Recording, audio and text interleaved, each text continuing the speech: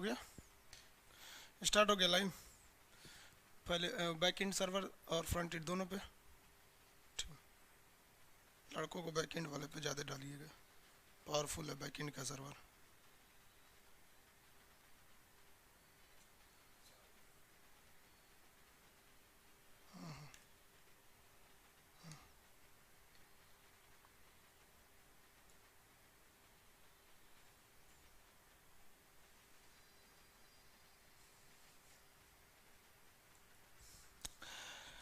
चलिए, good evening सब लोग को, गुड इवनिंग। आगे बढ़े। कल आप लोग को क्लास कहाँ तक समझा दिए थे? इससे पहले वाले के क्लास में हम लगभग 36-37 तक क्वेश्चन बता दिए थे। हाँ, 36-37 तक क्वेश्चन बता ही दिए थे। अंगद जी कह रहे हैं कि सर फिजिकल वाली दवाई बताइए। अरे बाप रे बाप,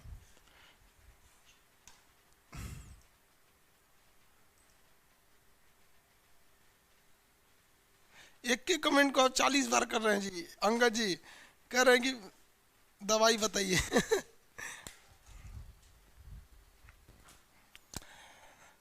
चलिए, कल हम 36 नंबर 37 तक बता दिए थे। Very good. अब कुछ लड़कों को कहना है कि सर पीडीएफ डाउनलोड नहीं हो रहा है। भैया, हम आपको मोबाइल चलाना नहीं सिखाएंगे।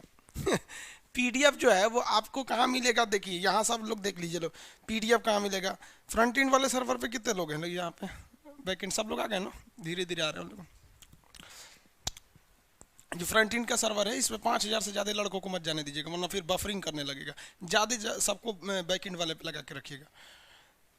देखिए, इसमें बहुत से लड़कों लोग को प्रॉब्लम हो रहा है कि सर पीडीएफ नहीं खोल रहा। भाई, आपको पीडीएफ खोलने नहीं आ रहा, आपके मोबाइल के डॉक्यूमेंट्स में चला जाता है पीडीएफ। एक आदमी का दरोगा का खुल रहा है तो एनटीपीसी का नहीं खुल रहा है। आते हैं हम लोग। ब्राइटनेस कम करना है क्या इसका? चलिए स्टार्ट करते हैं हम लोग। कल 37 तक बता दिए थे आपको। 37 तक बता दिया गया था। देखिए तो ब्राइटनेस ठीक है मोबाइल। अरे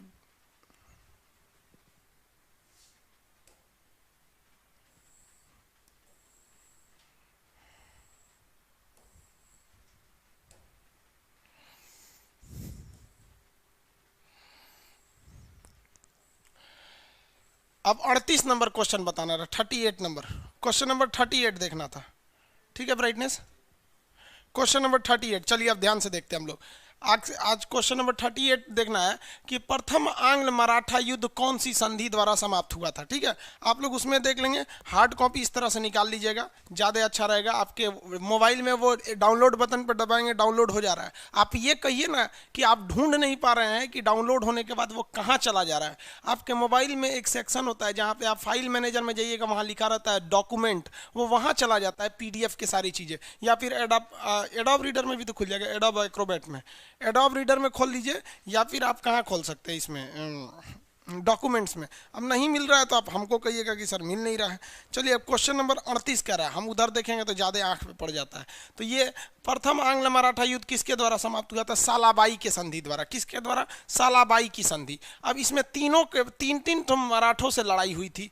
आंग्ल मतलब होता है अंग्रेज, आंग्ल मतलब अंग्रेज, और वो किससे लड़े थे उसका नाम जोड़ दीजिए। तो अंग्रेज और मराठों के बीच 3 लड़ाइयाँ हुई थी, फर्स्ट, सेकंड और थर्ड। पहली जो लड़ाई खत्म हुई थी वो सालाबाई की संधि द्वारा, सालाबाई की संधि द्वारा।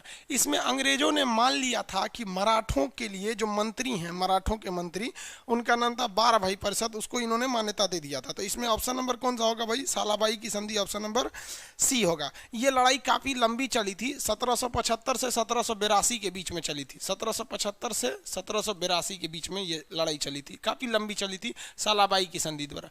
दूसरी जो लड़ाई खत्म हुई थी वो बसीन की संधि द्वारा हुई थी, और जो तीसरी थी वो पुणे की संधि द्वारा। पूना नाम था, अभी का नाम पुणे है लेकिन उस समय का नाम पूना था। तो पूना की संधि द्वारा समाप्त हुआ था। ये 3 लड़ाई ये याद रखेंगे आप लोग। समझ में आ गया कि नहीं आ गया? ये तो 1700, ये पुणे की संधि में तो एकदम खत्म ही हो गया, ये मराठों की पूरी शक्ति खत्म हो गई थी पुणे की संधि द्वारा। तो इसमें पुरंदर है, पुरंदर की संधि तो अंग्रेज, पुरंदर की संधि 1765 में औरंगजेब और शिवाजी के बीच हुआ था। राजा जय सिंह ने उसको कराया था। यह 1803 से लेकर 1806 के बीच में ये लड़ाई लड़ी गई थी। तो इसमें बसीन वगैरह, तो इसमें केवल कौन सा है? आपका ऑप्शन नंबर इसमें कौन सा होगा, सी होगा। सबसे लंबी कौन सी लड़ाई चली थी, तीनों लड़ाइयों में से सबसे लंबी जो लड़ाई चली गई थी वो चली थी आपकी दूसरी मराठा युद्ध, 95 से लेकर 18 तक। 95 1795 से ये काफ़ी लंबी चली थी, 95 तक में ये वाली थोड़ी लंबी चली थी, 95 से लेकर आगे। देखिए इसमें कौन ना हो गया, ये सालाबाई की संधि हो गई, सालाबाई की संधि। आगे बढ़ जाए, अगला क्वेश्चन देखते हैं। कह रहा है कि अंग्रेजों ने कलकत्ता में निर्मित दुर्ग का नाम क्या रखा था। कलकत्ता के दुर्ग का नाम था फोर्ट विलियम। देखिए वहाँ के राजा साहब का नाम था विलियम, तो विलियम के नाम पर एक किला बनवाया जिसका नाम रखा है विलियम का किला। किला को इंग्लिश में कहते हैं फोर्ट, और विलियम हो गया, समझ में आ गया। फोर्ट विलियम किला का निर्माण करा दिया गया था। इस किला को लेकर बहुत ज़्यादा विवाद भी चला था, फोर्ट विलियम के किला को लेकर। अब ये फोर्ट विलियम का किला कलकत्ता में बहुत ही विवादित किला में रह गया था। चलिए आगे समझते हैं हम लोग, इस किला के बारे में समझा देते हैं। इसी को लेकर स्टार्टिंग हो गई थी पलासी की लड़ाई। ये किला जो था वो पलासी की लड़ाई को जन्म दे दिया। ध्यान से देखिए यहाँ पर, ये आपका बंगाल है। बंगाल में अंग्रेजों ने फोर्ट विलियम का किला बनवा रहे थे, लेकिन वहाँ पर बंगाल में राजा थे सिराजुद्दौला। सिराजुद्दौला बिना वहाँ के राजा सिराजुद्दौला के परमिशन के ये लोग वहाँ पर क्या कर रहे थे, किला बनवा रहे थे। अब सिराजुद्दौला ने इन लोग को मना किया तो ये मान ही नहीं रहे थे, और नहीं तो उस किला के ऊपर तोप वगैरह लगवा रहे थे। तो सिराजुद्दौला ने अचानक बंगाल के इस किला के ऊपर क्या कर दिया, हमला कर दिया। और किला पर जब हमला किया ना, और हमला करके 146 लोगों को उसमें से पकड़ लिया। 146 लोगों को पकड़ के एक छोटे से कमरे में उसमें घुसा दिया। ऊपर से ढक्कन लगा था, इसी में से कोच के डाल दिया इसमें, छोटे से कमरे में 146 लोगों को। सोच रहा रात भर छोड़ दिया 146 लोगों में से। जब सुबेरे खोला ना तो इसमें से 123 लोग जो थे वो मर चुके थे, महज 23 लोग ही जिंदा थे। उस 23 में एक इतिहासकार था जिसका नाम था हॉर्नबेल। हॉर्न मतलब समझते हैं ना, सींग। हॉर्नबेल, इतिहासकार का नाम था हॉर्नबेल। उसने जाके सीधे यहाँ से छूटा, जैसे कमरा खुला तुरंत भागा, लंदन भाग गया, दौड़े दौड़े का भाग से जो जान बचेगा तो बहुत है। और लंदन के राजा को कहा कि महाराज वहाँ सिराजुद्दौला है, बहुत खचरा है। सोच रहा कूच दिया था रात भर उसमें 146 लोग को, इतनी चुकी कमरा में मुर्गी की तरह। तो राजा वहाँ का विश्वास नहीं किया, कहा कि तुम कैसे बच गया रे। तो कहा कि महाराज हम तो वहाँ इतिहास लिखने गए थे, हमको लगा लिखे तो हम घेरा गए वहाँ पे, और हमको तो नसीब अच्छा था कि सबसे बाद में डाला था। और जब ढक्कन बंद किया ना, उसी में से नाक सटाए थे हम, रात भर उसी में से सांस खींच रहे थे हम, बड़ी मुश्किल से बचे। तो कहा ऐसा बात है, बहुत खचरा है, रुको हम सेना भेजते हैं। तो यहाँ से रॉबर्ट क्लाइव को भेजा गया। रॉबर्ट क्लाइव उस समय बंगाल में नहीं था, वो मद्रास में था। ये नीचे का एरिया था मद्रास, ध्यान से समझते चलिएगा, आपको रिवीजन होते रहेगा इसमें। ये मद्रास से किसको भेजा गया, रॉबर्ट क्लाइव को। ये बहुत होशियार था। ये गया, कहा गया कौन है सिराजुद्दौला, मार डालेंगे। देखा कहा अरे बाप रे बाप, सोच रहा के बाद 2 लाख की फौज है सिराजुद्दौला के पास। कहा कि ना इससे लड़ना उचित नहीं रहेगा। तो इसने, रॉबर्ट क्लाइव ने सिराजुद्दौला के सेनापति मीर जाफर को मिला लिया। किसे मिला लिया, मीर जाफर को। और मीर जाफर को मिलाकर इसने क्या किया, 1757 का पलासी की लड़ाई लड़ी। कौन सा, 1757 की पलासी की लड़ाई। ये पलासी की जो लड़ाई लड़ी थी, आपसे 2 क्वेश्चन पूछता है पलासी की लड़ाई में, ध्यान से। पलासी किस नदी के किनारे है, तो भागीरथी नदी के किनारे है। भैया ये गंगा नदी के किनारे है, बंगाल के लोग गंगा को भागीरथी कहते हैं, समझा गया, गंगा ही नदी के किनारे, बंगाली लोग भागीरथी कहते हैं। तो भागीरथी नदी के किनारे है। युद्ध में अंग्रेजों को जीतना फिक्स था, क्योंकि सिराजुद्दौला के सेनापति मीर जाफर अंग्रेजों से मिल चुका था। अंग्रेजों से क्या हो गया था, वो मिल गया था। समझ में आ गया कि नहीं आ गया। अब सिराजुद्दौला युद्ध में मारे गए। ये क्लाइव ने शर्तों के हिसाब से वहाँ का राजा बना दिया, किसे, मीर जाफर को। बंगाल के राजा को क्या कहा जाता था, वहाँ के राजा को कहा जाता था नवाब। जिस तरह से दिल्ली सल्तनत में राजा को सुल्तान कहा जाता था, रजिया सुल्तान, उसी तरह यहाँ के राजा को नवाब कहा जाता था। तो यहाँ के इसे क्या बना दिया, नवाब बना दिया। लेकिन मीर जाफर को नवाब बनाया तो अंग्रेज बार बार मीर जाफर से पैसे मांगते थे। अब ये पैसा देने में आनाकानी करने लगा, तो इसको हटाकर मीर कासिम को बना दिया। किसे बना दिया, मीर कासिम को। लेकिन मीर कासिम बहुत ही होशियार था। इसने अंग्रेजों के खिलाफ ही षड्यंत्र रचने लगा और ये बंगाल से राजधानी को बिहार के मुंगेर में ला दिया। इसलिए अंग्रेजों ने कहा कि भैया हमारा वही अच्छा था, जो पहले वाला था ना मीर जाफर, वही ठीक था, इसको हटाओ। तो मीर कासिम को हटाकर फिर से किसे बना दिया गया, मीर जाफर को बना दिया गया। मीर जाफर फिर से राजा बन गया। अब ये जो मीर कासिम था, ये कहा कि हमको क्यों हटाया है, तो मीर कासिम दोबारा युद्ध में उतर गया 1764 के बक्सर का युद्ध में। बक्सर का युद्ध, बक्सर के युद्ध में, समझ में आ गया। मीर कासिम का जो दोस्त था वो मुगल बादशाह शाह आलम द्वितीय था, उसका नाम था शाह आलम द्वितीय। तो इसमें मीर जाफर के साथ मीर कासिम का साथ किसने दिया, दिल्ली का शासक शाह आलम द्वितीय। इसमें एक और साथ दिया लखनऊ का शासक शुजा-उद-दौला, शुजा-उद-दौला। यानी आप देखेंगे तो अंग्रेजों से जो बक्सर की लड़ाई लड़ी है उसमें तीन, एक मीर कासिम है। कौन है, मीर कासिम। मीर कासिम जो है इसका साथ देने के लिए ये तीन लोग आए हैं, कहाँ पर, बक्सर के मैदान में। और रॉबर्ट क्लाइव की सेना का नेतृत्व कर रहा था हेक्टर मुनरो, अकेले इन तीनों को हरा दिया। इस तरह से बक्सर की लड़ाई के बाद अंग्रेजों का पूरे भारत पर शासन हो गया, एक साथ तीनों राजाओं को हरा दिया। क्वेश्चन एग्जाम में ध्यान रखिएगा, किस लड़ाई ने अंग्रेजों को बंगाल का राजा बना दिया, तो बंगाल दे दिया उन्हें पलासी के युद्ध ने, क्योंकि उन्हीं के हिसाब से राजा बना था। किस युद्ध ने अंग्रेजों को पूरा भारत दे दिया, तो बक्सर के युद्ध ने पूरा भारत दे दिया। बक्सर का युद्ध और पलासी का युद्ध दोनों लड़ा गया था रॉबर्ट क्लाइव में, लेकिन पलासी के युद्ध में सेना लेके गया था रॉबर्ट क्लाइव और बक्सर के युद्ध में इसने हेक्टर मुनरो को सेना लेकर भेजा था। इसीलिए रॉबर्ट क्लाइव को बंगाल का गवर्नर बना दिया गया कि भैया बंगाल को तुम ही अच्छा से संभालते हो। तो बंगाल का पहला गवर्नर कौन था, रॉबर्ट क्लाइव। समझ में आ रहा है कि नहीं आ रहा, एक ही क्वेश्चन में हर एक चीज को ध्यान से रखिएगा। तो बंगाल में बनाया जाने वाला एक किला जिसका नाम था विलियम का किला, इंग्लिश में कहेंगे फोर्ट विलियम, उसने इतना बड़ा बड़ा तांडव मचा के रख दिया। समझ में आ रहा है आप लोग को, आगे बढ़े।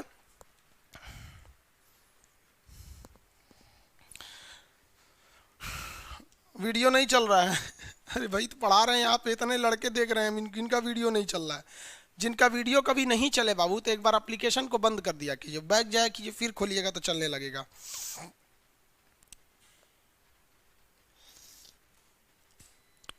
ज्योति सिंह, आपका क्या हो गया, मैथ का क्लास में भी वीडियो नहीं चल रहा था, पेमेंट के बाद भी सर नहीं, तो आप अपना व्हाट्स, बेवकूफ़ लोग, जितना लोग ध्यान से समझिए, जितने लोग का पेमेंट फंसता है सबको कहते हैं आप कहानी मत सुनाए कीजिए कि मेरा प्रॉब्लम क्या है, सीधा आपको अपना बैच का नेम बताइए, किस बैच में प्रॉब्लम है, बैच, और उसके बाद अपना मोबाइल नंबर, जिस मोबाइल नंबर से रजिस्टर्ड है, बकलोलो अपने पिताजी का नंबर दे देता है सर, बैच नेम, अपना नाम बताना है, नेम, और जो पेमेंट दिए हैं उसका स्क्रीनशॉट, पेमेंट आईडी, जो पेमेंट किए हैं, ये चार चीज़ भेज दिया कीजिए और तब कहानी सुनाया कीजिए कि मेरा फंस गया है, नहीं चल रहा है, ये चल रहा है।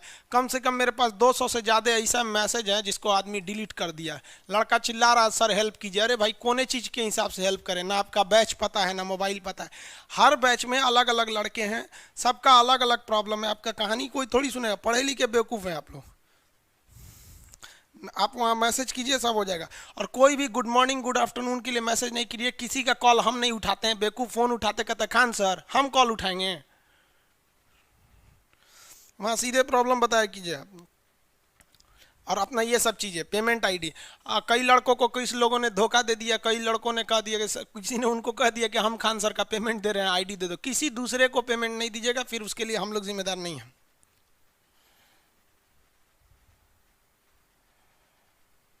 आगे देखें,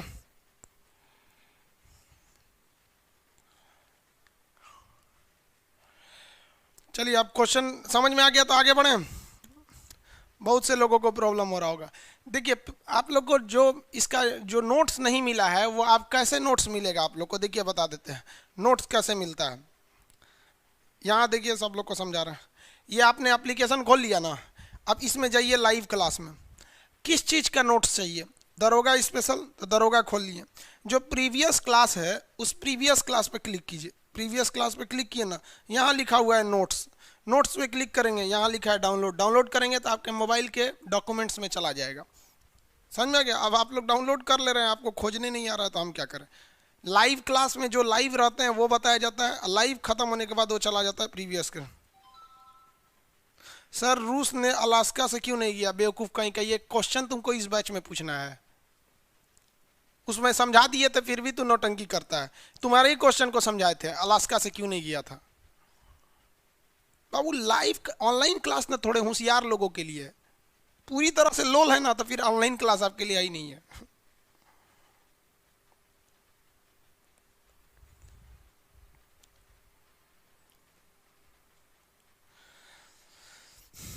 आगे देखिए, जो बैच है बस उसमें उसी बैच की बात किया कीजिए। अगला क्वेश्चन क्या है बाबू, इसमें समझ में आ गया कौन सा किला ने बर्बाद कर दिया इन लोग को। किले का नाम,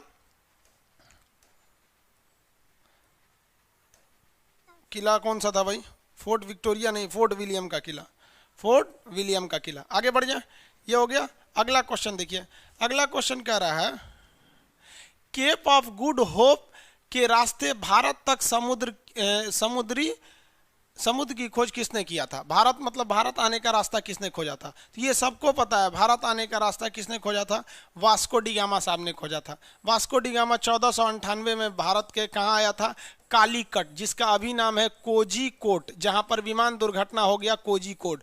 विमान दुर्घटना पे हम लगभग 8 वीडियो बनाए हैं यूट्यूब पर, आप प्ले लिस्ट में जाके देख लेंगे, जहाज उड़ाना सीख जाएंगे, इतना बड़ा वीडियो है, सब चीज़ उसमें बना दिए, कैसे उड़ता है बरनौली के पर में से लेके। केवल एक चीज़ बताया कि जहाज में लाइट कौन सी लगाई रहती है, वो भी कभी फुर्सत मिलेगा तो बता ही देंगे। देखिए यहाँ पर वास्को डी गामा साहब थे। अब ये वास्को डी गामा की कहानी समझिए, ये क्या किए भाई। वास्को डी गामा साहब, इसने भारत की खोज नहीं किया। आप लोग कंफ्यूजन में रहते होंगे, भारत की खोज तो बहुत पहले से ही थी। भारत की खोज वास्को डी गामा नहीं की, इन्होंने रास्ते की खोज किया। अब देखो भाई, ये नक्शा थोड़ा धुंधला दिख रहा होगा, पूरी दुनिया का नक्शा इतना में लेंगे तो कैसे होगा। यहाँ पर एक ऑटोमन साम्राज्य था, ये देखिए, ये तुर्की का एरिया था, ये ऑटोमन साम्राज्य था। यहाँ पर मुसलमानों का शासन था, ऑटोमन साम्राज्य वालों का, ये पूरा का पूरा ये एरिया। अब इसके इधर था ये वाला एरिया, ये एरिया था हिंदुस्तान। अब अंग्रेजों को पता था कि ये हिंदुस्तान के लोग बहुत अच्छे हैं और यहाँ मसाला वगैरह बहुत अच्छा होता है, लेकिन वो लोग को एक बात का डर था कि अगर हम इस एरिया से जाएंगे ना तो ऑटोमन साम्राज्य वाला हमको काट देंगे सब। इसलिए वो लोग क्या किए, समुंदर के रास्ते जाने की कोशिश की। इसमें सबसे पहले आया स्पेन का रहने वाला कोलंबस। ध्यान से समझिएगा, स्पेन का रहने वाला कोलंबस ने कहा कि हम भारत को खोज के दिखाएंगे। अब ये स्पेन से निकला, भारत को खोजने के लिए कहा भारत इधर है, और यहाँ पहुँच के हल्ला कर दिया हम खोज दिए, हम खोज दिए, हम इंडिया को खोज दिए। हम इंडिया को क्या कर दिए, खोज दिए। और उसने कह दिया ये इंडिया है, ये एरिया को उसने क्या कह दिया, इंडिया है। और आपको जानकर ताज्जुब होगी, लोग 100 साल तक इसकी बात पर बिलीव करते रहेंगे, यही इंडिया है, छोटा देखो ये इंडिया है इसके नाम पे। उसके बाद आया पुर्तगाल का रहने वाला बार्थोलोमियो डियाज। बार्थोलोमियो डियाज पुर्तगाल का था, उसने कहा कि इंडिया उधर नहीं है, इंडिया इधर है। तो यहाँ आने के बाद वो भी लौट गया। इसी कोना को कहते हैं केप ऑफ गुड होप। उसने एक बहुत अच्छी उम्मीद, एक आशा के साथ आया था, जो यहाँ आकर अंत हो गया। कहा कि इसके आगे तो भाई इधर भी समुंदर, इधर भी समुंदर, इधर भी समुंदर है, ये भारत है ही नहीं है, अब हमें भारत नहीं मिल पाएगा। तब आया वास्को डी गामा। अभी तक लोग इसी को इंडिया समझ रहे थे। अब देखिए वास्को डी गामा आया, कहा कि एक काम करते हैं, हम तो इसी रास्ते पे यहाँ चले जाएंगे, इसके बाद देखेंगे कि भारत कहाँ है, भारत की खोज कहाँ है। तो यहाँ पे अभी वो टहल रहा था, 1-2 दिन तक यहाँ खोजा, कहा कि भारत तो मिल ही नहीं रहा है। तब तक एक आदमी मिला, उसका शक्ल उसको इंडियन की तरह लगा। अब उसको बताया गया था वास्को डी गामा को कि हिंदुस्तान के आदमी की एक खराबी होती है, अगर उसके आँख में अगर आप टुकुर टुकुर देखिएगा 2 सेकंड तक, तो ऐसे पूछ देगा का हो देखत का है बड़ा, समझ में आई। तो उसको पता था कि अगर हिंदुस्तान के आदमी को आंख में आंख मिला के देखेंगे ना तो ऐसे पूछ देगा का हो ऐसे। तो एगो को देखा ऐसे टुकुर टुकुर, तो पूछ दिया का, तो समझ गया अरे तरीका ही थे हिंदुस्तानी है रे, एकदम सिंपल पहचान हिंदुस्तान वालों को। हिंदुस्तानी वाला खलिया रहता है सब, बाकी अंग्रेज को फुर्सतें नहीं मिलता है, कौन हमको देख रहा है कौन नहीं देख रहा। तो कोई कहा, तो कह रहा है इंडिया, इंडिया का इंडिया, अरे इंडिया इधर से सीधे ऐसे हचाक से जाइए, इंडिया मिल जाएगा आपको। हम गुजरात के हैं, मोदी जी के यहाँ के। मोदी जी बोलते हैं ना कि हमने गुजरात को बहुत डेवलप कर दिया, मीडिया वाले भी उनसे सवाल नहीं पूछ पाते हैं सर। जो भी बोलता है कि हमने गुजरात को डेवलप किया, आप बुरा नहीं मानिएगा, हमारी आदत है हम सर सवाल पूछते हैं, और हम ये चाहते हैं कि जो हमसे पढ़ा है वो सवाल पूछे। आप बस उनसे ये पूछिएगा, ये बताइए गुजरात पीछे कब था, सिंधु सभ्यता का पहला बंदरगाह दुनिया में गुजरात में बना था, लोथल में।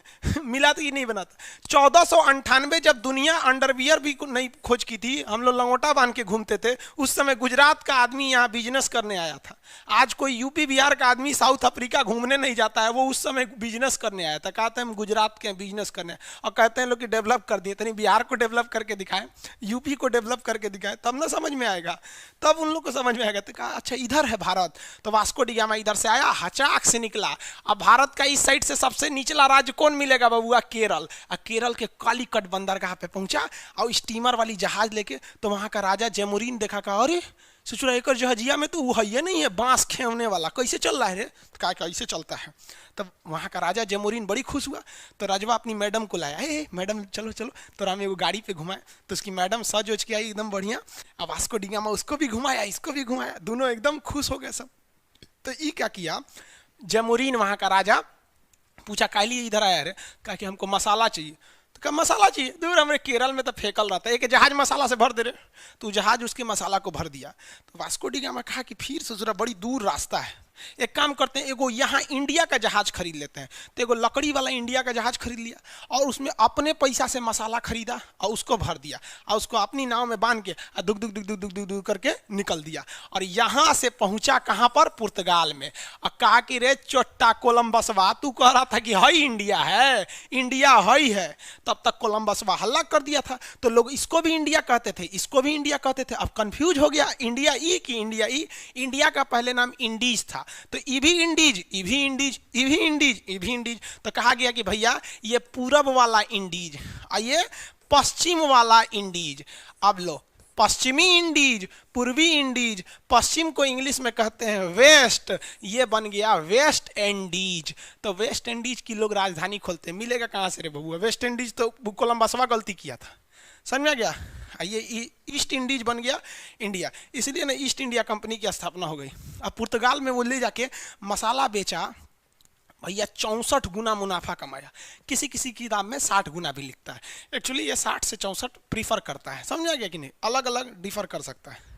64 गुना जब मुनाफा कमाया ना, तो पूरा यूरोप में हल्ला हो गया कि भैया हिंदुस्तान के अलग रास्ते की खोज हो गई। तो लड़का कहता है हिंदुस्तान की खोज कोलंबस किया। अरे बकलोलवा, तो रास्ता की खोज किया। ये ऑटोमन साम्राज्य वाले थे सब, नहीं यहाँ पे काट देते थे इन सबको, इधर से नहीं जाओगे। एक तरह से ये ठीक करता था सब, क्योंकि अगर ससुरा कोलंबसवा नहीं आया रहता ना, तो हम गुलाम नहीं हुए रहते सब। अब हल्ला कर दिया कोलंबसवा, पुर्तगाल आ गया, फ्रांस आ गया, ब्रिटेन आ गया, डच आ गया सब, हॉलैंड वाला आ गया सब। अब भारत को हनुमान जी का प्रसादी बना दिया सब, नोच नाच के रद्द कर दिया सब भारत को। तो हम तो कहते हैं कि ऑटोमनवा ठीक था सब एक तरह से, क्योंकि आने नहीं दे रहा था सब, आया तो रद्द कर दिया सब। देखिए हम एक बात बताते हैं, हम इसे यूट्यूब पे तो नहीं बोल सकते, लेकिन एप्लीकेशन पे बोल देते हैं कि हमारी खुशनसीबी थी ना जो हम अंग्रेजों के गुलाम बने, बदनसीबी ये थी कि हम लोग बहुत ज़्यादा दिन तक गुलाम बन गए। इतना ज़्यादा दिन बने कि नोच लिया सर, क्योंकि उन्होंने हमें आधुनिक शिक्षा दिया।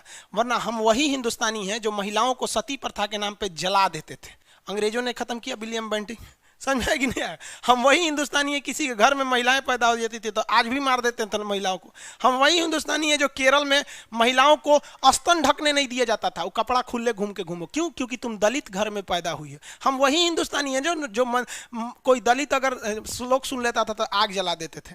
हम वही हिंदुस्तानी है ना हम लोग। तो हम लोग को बहुत चीज सुधारा सब, लेकिन इतना ना चौपट कर दिया कि हो गया चौपट। समझ में आ गया? आगे बढ़ते हैं। इसमें कौन होगा? बाकी सारा क्लास जब पढ़ाएंगे तो एक चीज़ सिस्टमेटिक पढ़ाएंगे। अरे कोलंबसवा है, देखो चट्टा कहीं का वेस्ट इंडीज का खोज किया था, उनने जाके करा था भारत खोज दी। ये नहीं होगा। भारत की खोज किसने किया था? Vasco D gamma. अमुंदसेन नहीं किया, जॉन, ये सब कुछ नहीं थे। आगे बढ़े। अपने शासनकाल के दौरान अंग्रेज किसानों को आसाम में डैश उगाने के लिए करते क्या मजबूर? भैया आसाम में क्या है? आसाम में चाय होता है, तो आसाम में उन्होंने चाय के लिए बोला, और बंगाल में उन्होंने जूट के लिए बोला। बंगाल में उन्होंने क्या बोला? जूट। बंगाल में उन्होंने क्या बोला? जूट। और महाराष्ट्र में उन्होंने क्या बोला? कपास। महाराष्ट्र में कपास। देखिए कपास का ये कपड़े बनते हैं, कपास का कपड़ा बनता है, और जूट का बोरा बनता है, बोरा जो भैंस उसको ओढ़ाया जाता है वो जूट का बनता है। समझ में आ गया? तो इसमें ऑप्शन नंबर हो जाएगा चाय। अगला, इसमें कौन सा हो जाएगा? चाय। गन्ना गेहूं के लिए वो कभी प्रेरित नहीं किए थे। बिहार में उन्होंने क्या बोला था बोने के लिए? ओह सॉरी, बिहार में देखिए, आसाम में कहेगा, आसाम में चाय, टी, बंगाल में उन्होंने जूट, बिहार में नील, इंडिगो, नील को क्या कहते हैं, इंडिगो, महाराष्ट्र में कपास, कपास यानी सूती कपड़ा, ये सब बोने के लिए। अकाल तख्त की स्थापना किसने किया था, हरगोविंद साहब ने किया था, अकाल तख्त की स्थापना, अकाल तख्त, हरगोविंद, हो गया। देखिए ध्यान से, सिख धर्म जो है, सिख धर्म के पहले गुरु जी का नाम क्या था, गुरु नानक। सिख धर्म के पहले गुरु का नाम गुरु नानक। 1469 जन्म हुआ पाकिस्तान के तलवंडी में। गुरु नानक जी का जन्म कब हुआ, तलवंडी में हुआ। कब हुआ, 69 में। लेकिन उनकी मृत्यु कहाँ हुई, तो उनकी मृत्यु कहाँ हो गई, करतारपुर में हो गई। पाकिस्तान में एक जगह है ना करतारपुर में, तो देखिए तलवंडी पाकिस्तान में ही है, वहीं उन्होंने जन्म लिया, जिसे ननकाना साहिब कहते हैं। और पाकिस्तान के करतारपुर साहिब में क्या हो गई, उनकी मृत्यु हो गई। समझ में आ गया कि नहीं आ गया। अब जरा ध्यान से देखिए, सिख धर्म का A to Z चीजें पाकिस्तान में है, जो उनके मुख्य थे ननकाना साहिब। लेकिन ननकाना साहिब ने कहा था कि तुम अपने देश के लिए वफादार रहो।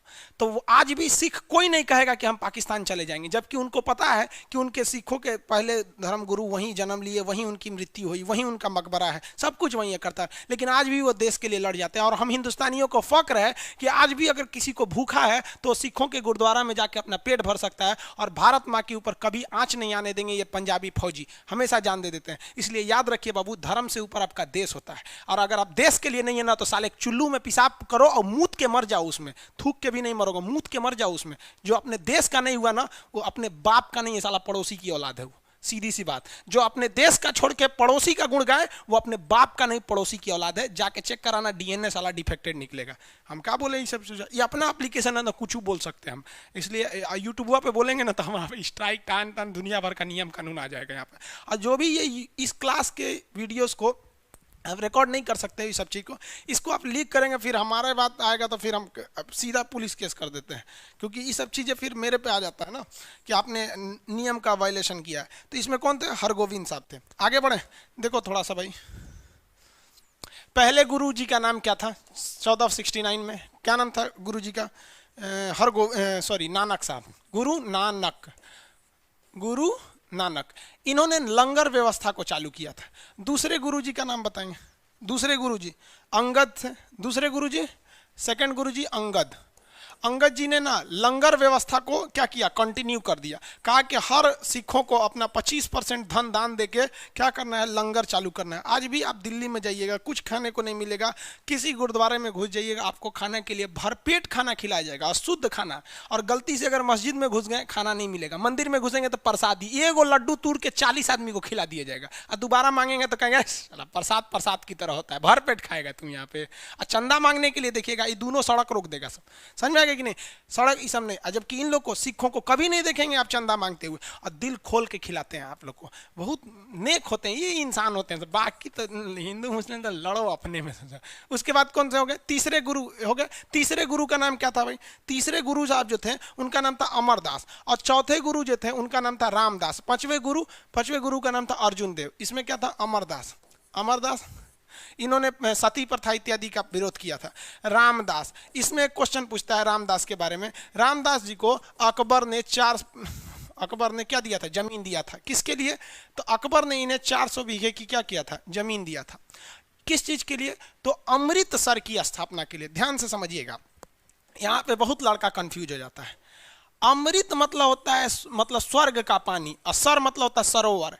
एक तालाब बनाने के लिए इन्होंने जमीन दिया था। तो एक बहुत बड़ा तालाब बनाया गया जिसका नाम रखा गया अमृतसर। तो अमृतसर शहर का नाम नहीं है रे बबुआ, तालाब का नाम है।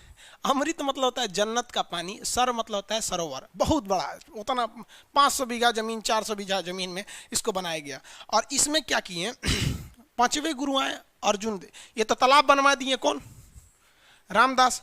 5वें गुरु कौन है, अर्जुन देव। इसके बीच में एगो मंदिर बनवा दिए, तालाब के बीच में मंदिर का नाम रख दिया हर मंदिर मतलब भगवान के लिए हर मंदिर। अब उसके बाद इसमें आए थे राजा रणजीत सिंह, तो इसको क्या कर दिए, सोने की चीज, चारों ओर सोना ठोकवा दिए। तो ये हर मंदिर से हो गया स्वर्ण मंदिर। अब धीरे धीरे लोग इस तालाब के चारों ओर बसना चालू किए, बसते बसते बसते बसते भयानक सा आबादी शहर बसा दिया अमृतसर शहर हो गया। अमृतसर तालाब था, तालाब से उसको शहर बना दिया लोग। समझ में आ गया? तो चौथे गुरु रामदास को दिया गया था। अर्जुन देव, अर्जुन देव के बाद आए थे हरगोविंद, जिन्होंने किसकी स्थापना किया था? ऑप्शन नंबर इसमें कौन सा होगा? ऑप्शन नंबर हो जाएगा सी, हरगोविंद जी ने 6वें गुरु थे। अकाल तख्त की स्थापना किया था, वो गुरु के सिंहासन के रूप में थे।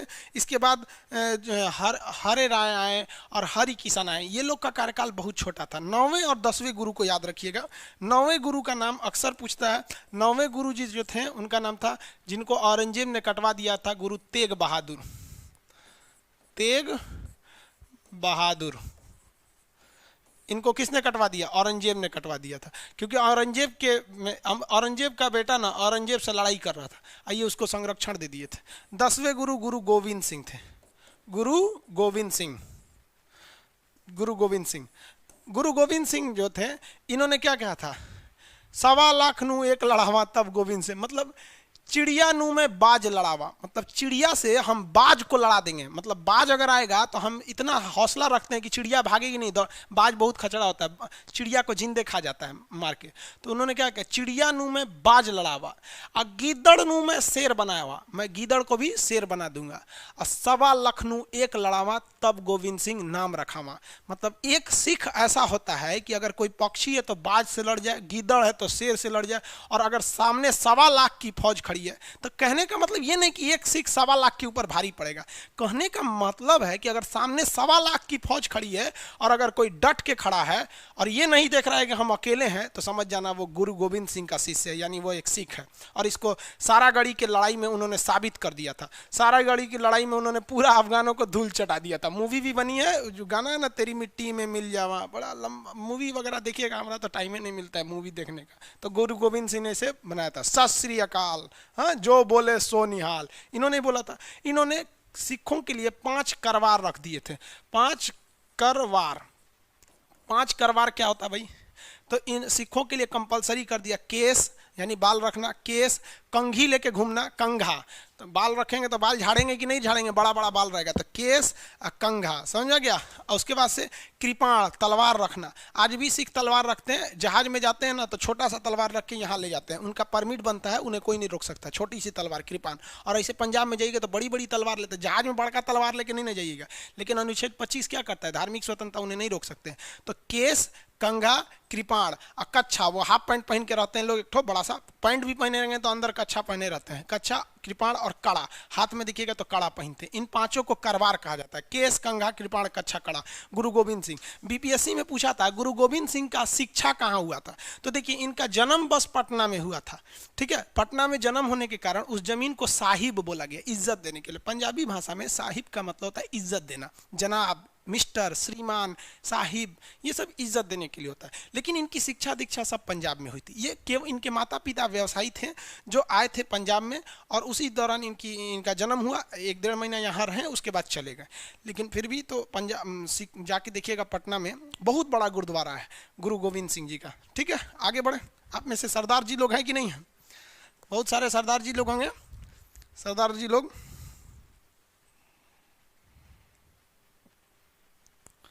साहे साहे, सर रूस ने अलास्का को यूएसए को क्यों दे दिया? मतलब इसमें हम पढ़ाएंगे रूस ने अलास्का को क्यों दे दिया। जब नक्शा पढ़ाएंगे ना, तो जब वहां अलास्का आएगा तो हम बताएंगे कि क्यों बेच दिया। भारत ने पाकिस्तान क्यों दे दिया? अपने न था। बांग्लादेश क्यों दे दिया?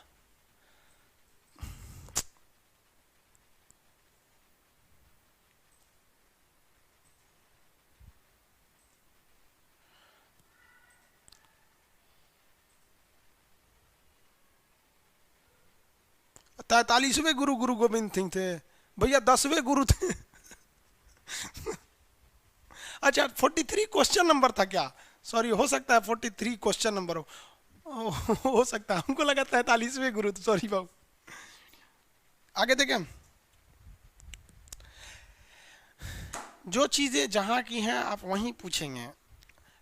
और किताब नहीं मिल रहा है ऑक्सफोर्ड का, कोई भी ले लीजिए, आपको दिक्कत होगा बस थोड़ा सा ढूंढने में, धीरे धीरे उसमें भी दिक्कत नहीं होगा। आगे देखिए, अकाल तख्त हो गया। सिखों के अंतिम गुरु जी कौन थे? अंतिम गुरु कौन थे? गुरु गोविंद सिंह। अंतिम गुरु जी का नाम गुरु गोविंद सिंह, अंतिम गुरु थे। देखिए सिखों के 3 गुरु को मुगलों के हाथ से, एक अर्जुन देव की हत्या कर दी गई थी, फिर तेग बहादुर की हत्या कर दी गई। गुल खान ने महाराष्ट्र के नांदेड़ में गुरु गोविंद सिंह की हत्या कर दिया, महाराष्ट्र के नांदेड़ में इनकी हत्या कर दी गई थी गुरु गोविंद सिंह की। आगे बढ़े, आगे बढ़े। अगला क्वेश्चन कहता है मुर्शिद कुली खान, अली वर्दी खान और सिराजुद्दौला कहाँ के नवाब थे? ये तो बता ही सकते, बताइए कहाँ के नवाब थे ये लोग? हाँ, इसमें आप मुर्शिद कुली खान नहीं सुने होंगे, मान लीजिए अली वर्दी नहीं सुने होंगे, अभी तो बताया था ना सिराजुद्दौला। बताइए तो 44 का क्या होगा? 44 का आंसर दीजिए।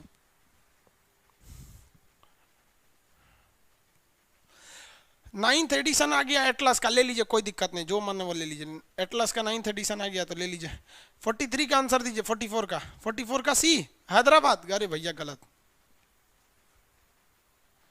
43 का डी। अभी बताए ना सिराजुद्दौला कहाँ के शासक थे? सिराजुद्दौला बंगाल का था।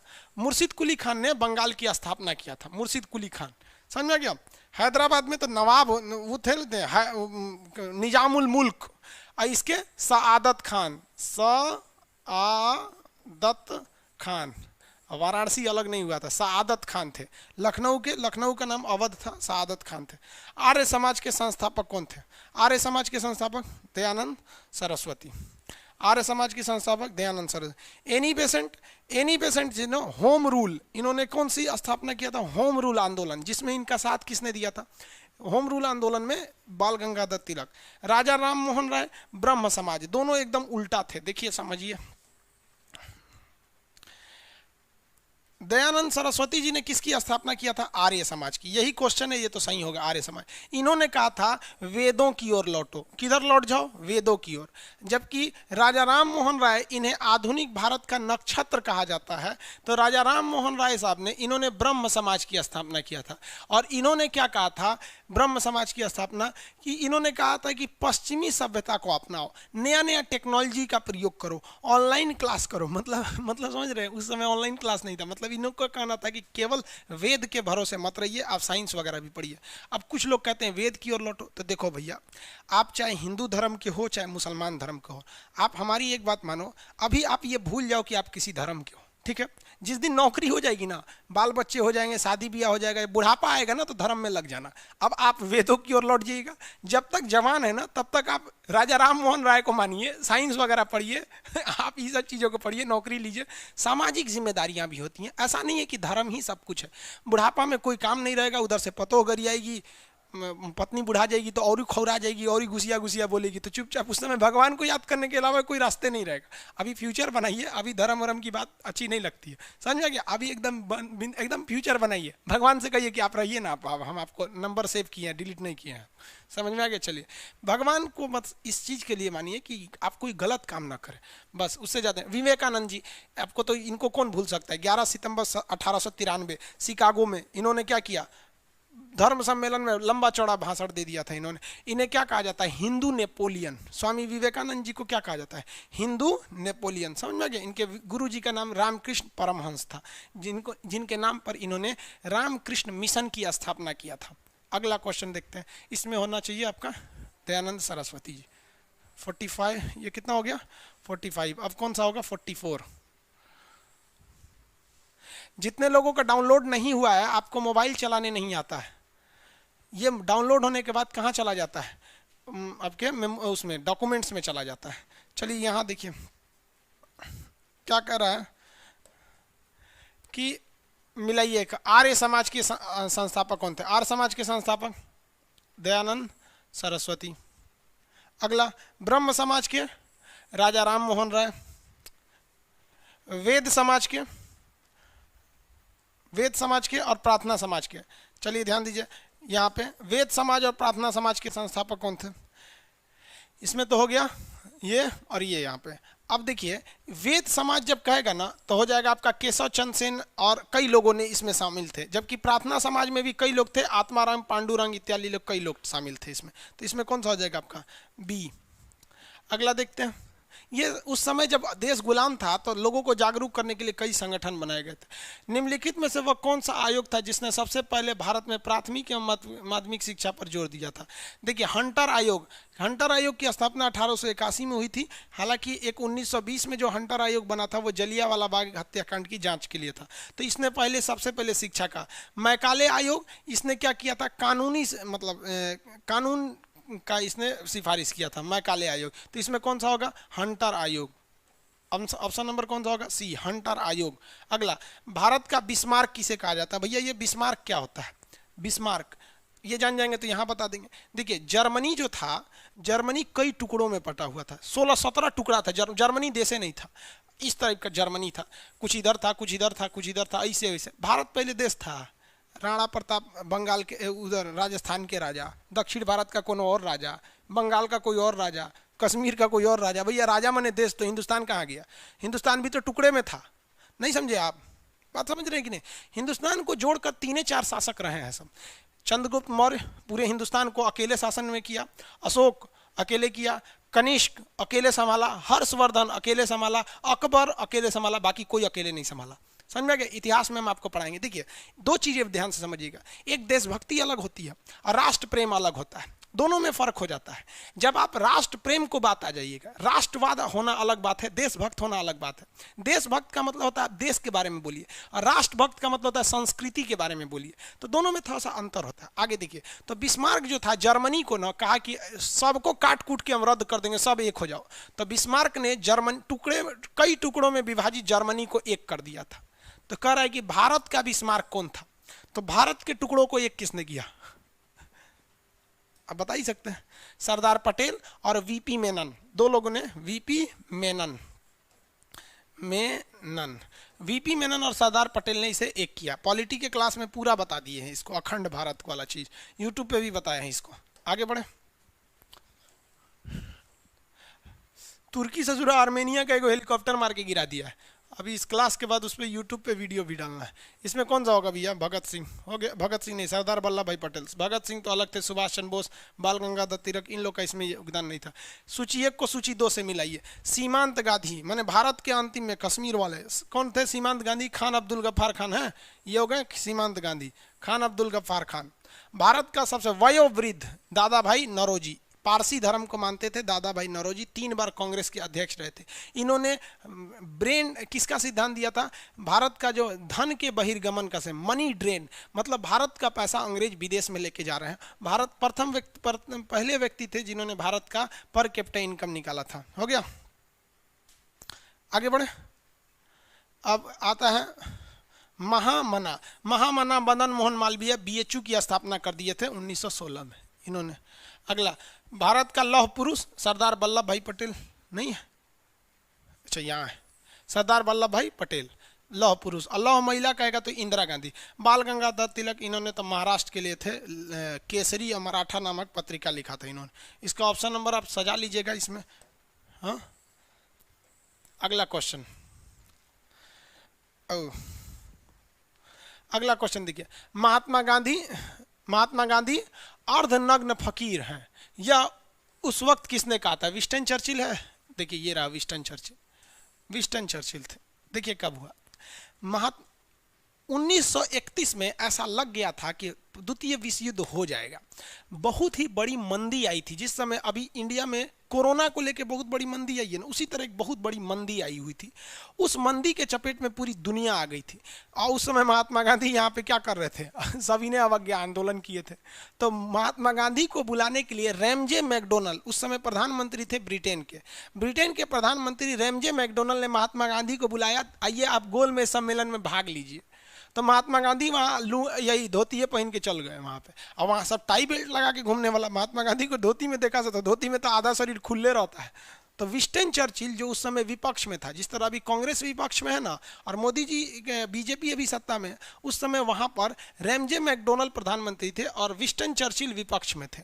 तो वो देखें जब आए तो महात्मा गांधी को कि अरे भैया ये कौन सी है? तो उसने कहा हाफ नेकेड बेगर, अर्धनग्न फकीर कहा था। महात्मा गांधी ने कहा था टेंशन मत ले बेटा, यही फकीर है जो इसी दिन तुमको फकीर बना देगा।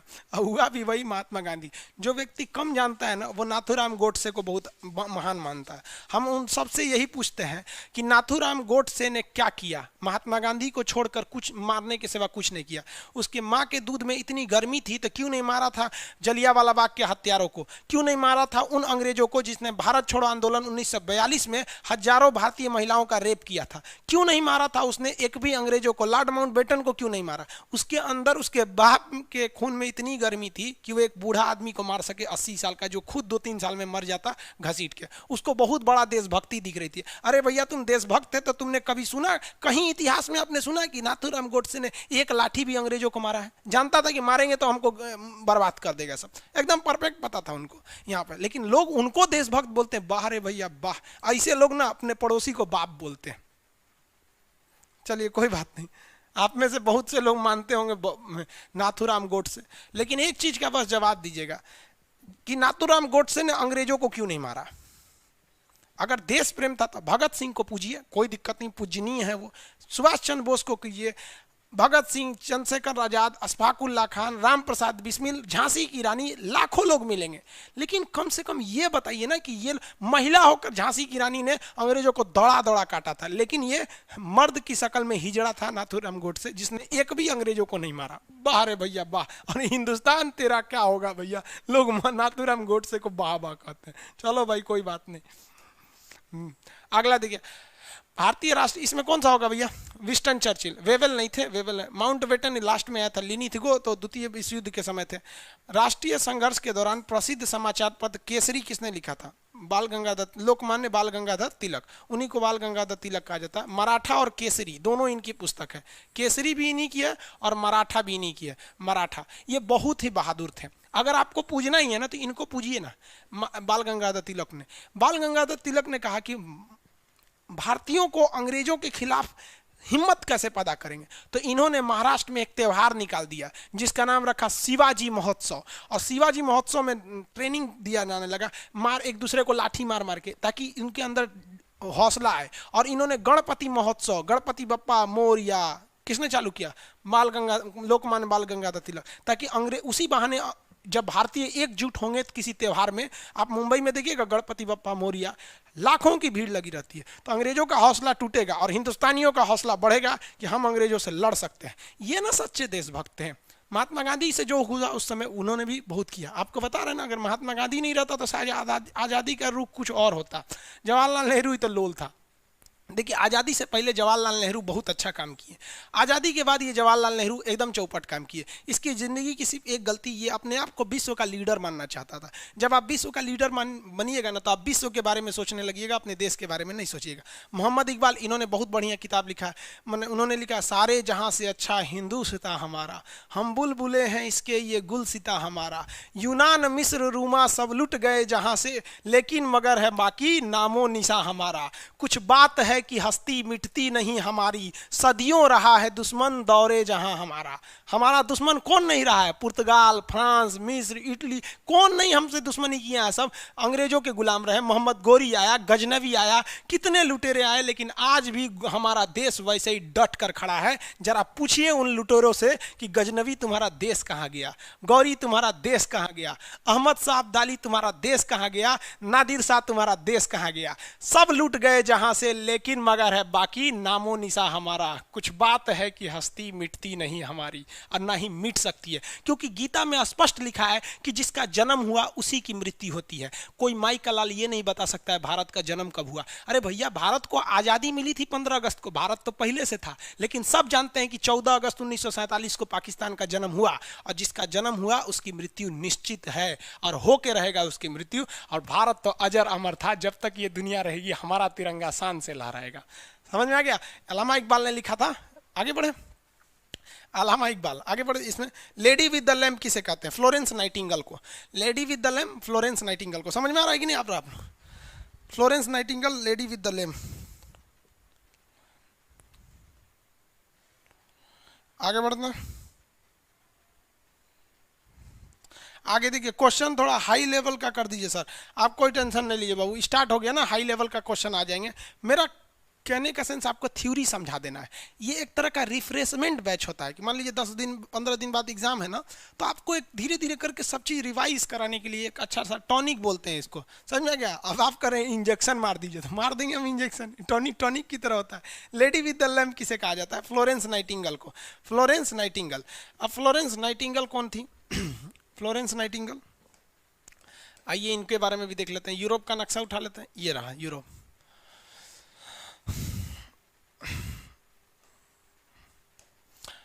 फ्लोरेंस नाइटिंगेल कहाँ की रहने वाली थी?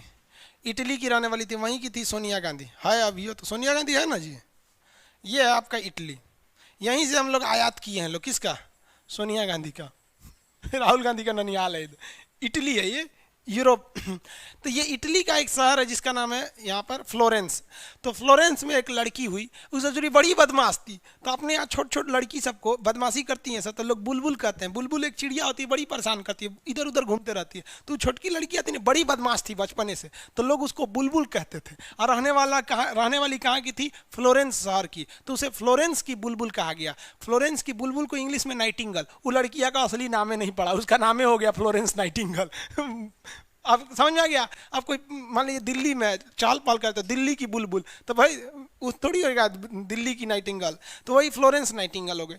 अब इन्होंने क्रीमिया युद्ध में भाग लिया। किस युद्ध में? क्रीमिया युद्ध में। अब क्रीमिया युद्ध जब हुआ तो इसमें इटली के बहुत सारे सैनिक मारे गए थे सब। तो ये कह रही थी कि हम भी जाके लड़ेंगे। राजवा का सोच रही पकड़ा जाएगी तो तेरा बिगाड़ देगा सब वहाँ पे, तो ये कहा ना हम भी लड़ेंगे। तो राजा कहा नहीं लड़ सकते, नियम नहीं था उस समय महिलाओं की लड़ाई लड़ने के लिए। तो इसने कहा कि ठीक है, जो सैनिक शहीद होके आ रहे हैं ना, कम से कम, या जो घायल होके आ रहे हैं, हम उन सैनिकों का इलाज करना चाहते हैं। तो कम से कम हमको इतना तो दीजिए कि हम सैनिकों के हॉस्पिटल में जाके उन सैनिकों का इलाज कर सके। तो राजा ने कहा ठीक है इलाज करना। ये लड़की पैसे के लिए नर्स का काम नहीं कर रही थी, शौक से कि हमारे देश के सैनिक है, हमारे देश के लिए ये घायल हुए हैं। दिन रात उनकी सेवा करती थी, दिन रात। इसलिए इतना ये सेवा करती थी कि रतिया को लालटेन लेके सोती थी। जैसे कोई फौजी को मान लीजिए गोली लगी है तो दर्द से चिल्लाए, तुरंत लालटेन लेके चल जाती थी। क्या हुआ? एकदम जिस तरह बहन अपने भाई का ख्याल रखती है ना, उस तरह फ्लोरेंस नाइटिंगेल अपने सैनिकों का भाई की तरह ख्याल रखती थी। इसलिए इसे नामे हो गया कि एक ऐसी औरत जो हमेशा लालटेन लेके रहती है, तो लेडी विद द लैम्प। वाह रे भाई, कभी उसकी दिल की भावनाओं को नहीं समझा कि लालटेन लेके सोती है कि रात 2 बजे भी हमारे देश के सैनिकों को अगर जरूरत पड़ेगी तो ये हो जाएगा। और आज हमारे देश के सैनिकों के लिए कोई कुछ उतना, हम बड़ी अफसोस होता है कि हमारे देश में सैनिकों की इज्जत है, लेकिन एक बार मेरे सामने एक पुलिस वाले ने एक फौजी का, मतलब उसका कुछ लाइसेंस का गाड़ी का कागज छूट गया था, तो 1000 रुपये चालान काट दिया। बड़ी अफसोस हुआ। अब उसी के पास एक नेता गुजरा ना, विधायक, तो गरिया के चल दिया वहाँ पे। मन किया ना एक तमाचा दे दे हम उसको। बाबू आप लोग भी जब भी कभी पुलिस में होइए, दरोगा कहीं होइए, तो इतना याद रखिए कि हम और आप जिंदा हैं, मुस्कुरा रहे हैं केवल इसलिए कि फौजी हैं। हमारी आज़ादी आज भी 15 अगस्त 26 जनवरी को जो तिरंगा चढ़ के प्रधानमंत्री राष्ट्रपति लहराते हैं ना, ये वो लहरा देते हैं क्योंकि हमारा अभी कोई फौजी कश्मीर में बर्फ में धंस गया होगा। तो ये कितनी महान थी जो सैनिकों के लिए उतना काम करती थी, इसलिए इसे लेडी विद द लैम्प कहा गया। और सैनिक भी इसे बहुत मानते थे। सैनिक इसे बहन कह के बुलाते थे, कभी इसे डॉक्टर नर्स नहीं कहते थे, बहन करते थे। तो जो भी सैनिक आता था इसे बहन कहता था। समझ में आ गया? तो बहन को इंग्लिश में क्या करते थे? इटली में तो इंग्लिश बोली जाती है, बहन को इंग्लिश में क्या कहेंगे? सिस्टर। सिस्टर सिस्टर सब इसको सिस्टर कहता था। तब से ये परंपरा बन गई कि हर नर्स को लोग सिस्टर कहते हैं। समझ में आ गया कि नहीं? Sister sister sister. पहली नर्स थी वेलेंट्री नर्स, पहली lady with the lamp, Florence Nightingale. याद रखिएगा, क्वेश्चन पूछेगा इसका संबंध किस युद्ध से? क्रीमिया युद्ध। क्रीमिया युद्ध 1854 से 56, 1854 से 56 के बीच में क्रीमिया युद्ध। समझ में आ गया? क्वेश्चन देखते हैं अगला। इसमें कौन होगा? Lady with the name Sarojini Naidu, ये हो गया फ्लोरेंस। ये तो भारत की कोकिला थी सरोजिनी नायडू। Iron lady Indira Gandhi. मायावती बहन जी, मायावती बहन जी बोला जाता है। आगे बढ़ते हैं। 53 यूएसए में सैन फ्रांसिस्को में गदर पार्टी की स्थापना किसने किया था? गदर पार्टी 1913 में किया गया था। यह एक क्रांतिकारी पार्टी था। क्या था? क्रांतिकारी था। क्रांतिकारी। इसकी स्थापना लाला हरदयाल ने किया था। लाला लाजपत राय है ना, ये नहीं होगा, गलती से पढ़ लिया। एक्चुअली पास से ना उतना करीब से पढ़ने में बड़ा दिक्कत होता है। अब उम्र भी हो गया ना हमारा, इसलिए दिक्कत होता है। लाला हरदयाल ने किया था। आगे बढ़े। लाला हरदयाल, इसको भी देख लेते हैं हम लोग। लाला हरदयाल साहब को, लाला हरदयाल ने सैन फ्रांसिस्को में गदर पार्टी की स्थापना किया था। लाला हरदयाल का कहना था ना कि अंग्रेजों को एक जगह से मत मारिए, हर जगह से थूर कूच दीजिए उनको। तो इसलिए लाला हरदयाल भारत से चले गए कहाँ पर, अमेरिका, ये सैन फ्रांसिस्को, और यहाँ पर 1913 में इन्होंने गदर पार्टी की स्थापना की थी। क्योंकि अंग्रेजों का यहाँ भी बहुत ज़्यादा व्यापार चलता था अमेरिका में, कहा इन्हीं मारेंगे तुमको। श्यामलाल जो थे कृष्ण बर्मन, ये लंदन में इन्होंने इंडिया हाउस की स्थापना किया, हम यहाँ से कूचेंगे तुमको, यहाँ से। सुभाष चंद्र बोस रूस की ओर निकल गए, इधर यूरोप में निकल गए, मतलब तो हम हर जगह कूचेंगे वहाँ पर। ये लोग देशभक्त हैं। ससुरा नाथूराम गोडसे को किस हिसाब से देशभक्त बोलता है यार, अदर हाल है भैया। अरे गांधी ने तो कम से कम, आप ये नहीं ना कह सकते गांधी ने कुछ नहीं किया। गांधी के जीवन की केवल एक गलती की, उन्होंने भगत सिंह को नहीं बचाया। और ये गलती जो कहते हैं वो कानून को नहीं पढ़े हैं, क्योंकि गांधी जी ने अपनी किताब में, इवन मोहम्मद अली जिन्ना ने अपनी किताब में लिखा है कि हम वकील नाम के थे, अंग्रेज वही फैसला देते थे जो उनको अच्छा लगता था। और हकीकत भी है, आप भी देखिए ना, जज जो चाहेगा फैसला देगा। हिंदुस्तान में भी आपको बहुत से ऐसे केस मिलेंगे जिसमें फर्जी, मतलब अजीब टाइप का डिसीजन आ जाता है। आगे बढ़े। लाला हरदयाल ने, समझ में आ गया कि नहीं आ गया? अरे कौन सा हो गया लाला हरदयाल? बिपिन चंद्र पाल, ये तो गरम दल वाले थे। अगला क्वेश्चन कितना नंबर होगा? 53 के बाद कितना आएगा? 53 के बाद 54 इस साइड होगा। 54 नंबर क्वेश्चन देखिए, कह रहा है कि निम्नलिखित में से कौन सी जनजाति ताना भगत आंदोलन से संबंधित थी? झारखंड में ये मुंडा विद्रोह था, मुंडा जनजाति के लोग, इन्होंने ताना भगत आंदोलन कर दिया था। क्योंकि जनजातियों की अपनी परंपरा होती है, उन लोग का रहन सहन सब चीज अलग होता है, तो मुंडा जनजातियों का था। 1857 की क्रांति किसने शुरुआत किया था? तो 1857 की क्रांति जो थी 10 मई 1857 को चालू हुई थी। और ये किसने चालू किया था? मेरठ के सिपाहियों ने चालू कर दिया था। कहाँ के सिपाहियों ने? मेरठ के सैनिकों ने चालू कर दिया था 1857 की क्रांति। हालांकि इसको स्टार्ट करना था 30 मई को, लेकिन पहले ही इन लोगों ने स्टार्ट कर दिया। और इनमें नेतृत्व की कमी थी, जिस वजह से यह आंदोलन क्या हो गया? असफल हो गया, नेतृत्व के अभाव में। कोई भी चीज सफल कैसे होता है? जब तक उसका कोई लीडर ना मिले। अब चाहे लीडर अच्छा होना चाहिए भाई, अब ऐसा कमजोर लीडर ला दीजिएगा तो आपका वो असफल हो जाएगा। देखिए समझा देते हैं आपको कैसे। 1857 की क्रांति में रियल में देखिएगा तो कोई देश के लिए नहीं लड़ रहा था। बहुत दुख के साथ कहना पड़ता है, लेकिन कोई देश के लिए नहीं लड़ रहा था। आप अगर हकीकत में देखेंगे तो बिहार से लड़ रहे थे कुंवर सिंह। जानते हैं क्यों? क्योंकि इनकी जमींदारी छीन ली गई थी। अगर इनकी जमींदारी लॉर्ड डलहौजी ने नहीं छीना रहता राज्य हड़प नीति के तहत, तो ये नहीं लड़ते। रियलिटी में यही है। झांसी की रानी झांसी से लड़ रही थी, जिनको हीरोज ने दबा दिया। ये केवल इसलिए लड़ रही थी कि इनके पति की मृत्यु इनके शादी के 2 साल के अंदर ही हो गई थी बीमारी से, गंगाधर राव का। इनका अपना कोई संतान नहीं था, तो इन्होंने गोद लिया था। तो लॉर्ड डलहौजी ने नियम बना दिया कि गोद लिए हुए लड़के को राजा नहीं बनाएंगे। तो इनका भी कोई देश प्रेम नहीं था, इनको अपने राजा से मतलब था। और उस समय देश ही नहीं था, तो देश प्रेम कहाँ से रहेगा? अगर इनको यहाँ आना है तो टैक्स देंगे, ये इनको आना है तो उनको टैक्स देंगे। कानपुर से नाना साहब थे। याद कीजिए कि मराठों की जो अंतिम संधि हुई थी, पुणे की संधि, उसके तहत कह दिया गया था कि मराठा में अब राजा नहीं रहेंगे, इन राजाओं को कानपुर भेज दिया जाएगा और उन्हें पेंशन दिया जाएगा। तो यहाँ के अंतिम मराठा शासक थे नाना साहब, उन महाराष्ट्र से उनको लतिया दिया था सब, यहाँ पर भेज दिया था सब, और उनका पेंशन बंद कर दिया। तो इनका मेन दिक्कत था, भैया हमारा पेंशन का है बंद कर दिए हो। यहाँ मौलाना लियाकत अली जो थे, इनका अलग दिक्कत था कि मौलाना साहब को कह दिया था अंग्रेज की जो जिंदा या मुर्दा पकड़ेगा हम उनको बर्बाद कर मार डालेंगे।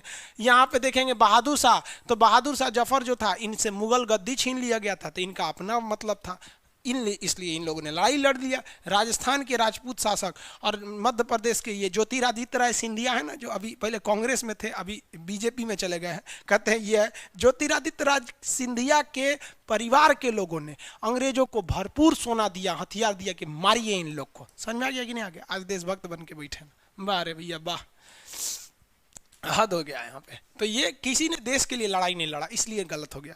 इसमें क्वेश्चन पूछता है कि पढ़े लिखे लोग किसके साइड से थे, अंग्रेजों के साइड से या विद्रोहियों के साइड? तो पढ़े लिखे लोग किसी भी साइड के नहीं थे, वो लोग तटस्थ थे। तटस्थ मतलब होता है न्यूट्रल थे, क्योंकि उनको पता था, जो पढ़े लिखे थे, कि ये सब अपने मतलब के लिए लड़ाई लड़ रहे हैं। समझ में आ गया नहीं आ गया? आगे देखिए, इसमें कौन सा होगा? सिपाही विद्रोह। लेकिन कुछ भी हो, इस सिपाही विद्रोह में अंग्रेजों को भारतीयों ने इतना कूचा था कि अंग्रेजों को भी समझ में आ गया था भाई भारतीयों को कूचना ठीक बहुत बहुत भयानक पीटता है। किस घटना ने इंग्लैंड के सम्राट को भारत का प्रशासन अपने अधीन लेने के लिए मजबूर कर दिया? तो यही सिपाही विद्रोह 1857 का जो क्रांति हुआ था, उसी के बाद इन्होंने अपने हाथ में ले लिया था। क्योंकि देखिए, अगर आप रियलिटी समझेंगे तो क्या हो रहा था रियलिटी ये थी कि यहाँ पर आई हुई थी इंडिया में एक ब्रिटिश ईस्ट इंडिया कंपनी, ये यहाँ पर बिजनेस करती थी और राजा से इसका कॉन्टेक्ट था कि हम जितना बिजनेस करेंगे उसमें से आपको 50% दे देंगे और 50% हम रख लेंगे। तो राजा ने कहा एक नंबर आप बिजनेस कीजिए, हमको तो कुछ नहीं जा रहा है। तो बदले में राजा ने कहा था कि हम आपको सुरक्षा देंगे। तो यहाँ सैनिक जो थे वो ईस्ट इंडिया कंपनी के नहीं थे, सैनिक जो थे वो राजा के थे और नियम कानून कंपनी बनाती थी। ऐसा ना नियम कानून कंपनी बनाई कि इतना ना 1857 में जहाँ जहाँ अंग्रेजों को मिला गया वहाँ वहाँ कूच दिया गया, महिलाओं तक मार दी सब। वहाँ पे अंग्रेज सब छुपियो नहीं ना पाता था, सब छीलल मुर्गा की तरह होता है सब अंग्रेज सब, तो देख देख मार दिया सब। राजा ने कहा कि रे चोट्टा कही का तू लोग काम जितना फायदा नहीं हुआ उतना हमारे सैनिक मारा गया, हम शासन अपने हाथ में ले लेंगे। समझ में आ गया कि नहीं आ गया? तो राजा ने 1857 की क्रांति के बाद अपना ले लिया था। बक्सर की लड़ाई आपको बताए थे, प्लासी की लड़ाई के द्वारा अंग्रेजों को कौन सा जगह मिल गया? बंगाल। और बक्सर की लड़ाई के फलस्वरूप उन्हें क्या मिल गया? पूरा हिंदुस्तान। सिपाही विद्रोह के तहत हो गया, उन लोग को गलती हो गया। और हिंसक युद्ध, कौन सा युद्ध हिंसक नहीं होता है? सारे युद्ध में तो मारपीट होता ही है। 57 नंबर क्वेश्चन, भारत में राजस्व एकत्र करने वाले अस्थाई बंदोबस्त लॉर्ड कॉर्नवालिस। देखिए, अस्थाई बंदोबस्त जो था ये किस पर लागू होता था? तो जमींदार पर अस्थाई बंदोबस्त। ये क्या था? लॉर्ड कॉर्नवालिस ने कहा कि देखो, उसने कहा कि इस गांव पर जो टैक्स लेने की जिम्मेदारी है वो मेरी नहीं, यहाँ से टैक्स वसूलेगा कौन? तो जमींदार वसूलेगा। और हम बात करेंगे किससे? जमींदार से। जमींदार जितना टैक्स देगा उसका 89% कंपनी का हो जाएगा, 11% जमींदार रख लेगा। यानी फिक्स कर दिया गया कि इस गांव से हमको 100 कुंटल अनाज चाहिए, सपोज 100 कुंटल अनाज चाहिए, तो उसका 89 कुंटल अंग्रेज रख लेंगे, 11 कुंटल वो क्या कर लेगा? जमींदार रखेगा। और अब इसके लिए अगर जमींदार 89% नहीं दे पाया तो उसकी जमींदारी खत्म हो जाएगी। इसलिए जमींदार किसानों पे बहुत ही अत्याचार करता था। अपने ही लोग अत्याचार किए हैं इस देश पे, अपने ही तकलीफ पहुंचाते हैं इस दिल को, वरना गैरों को पता क्या ये दिल दुखता किससे?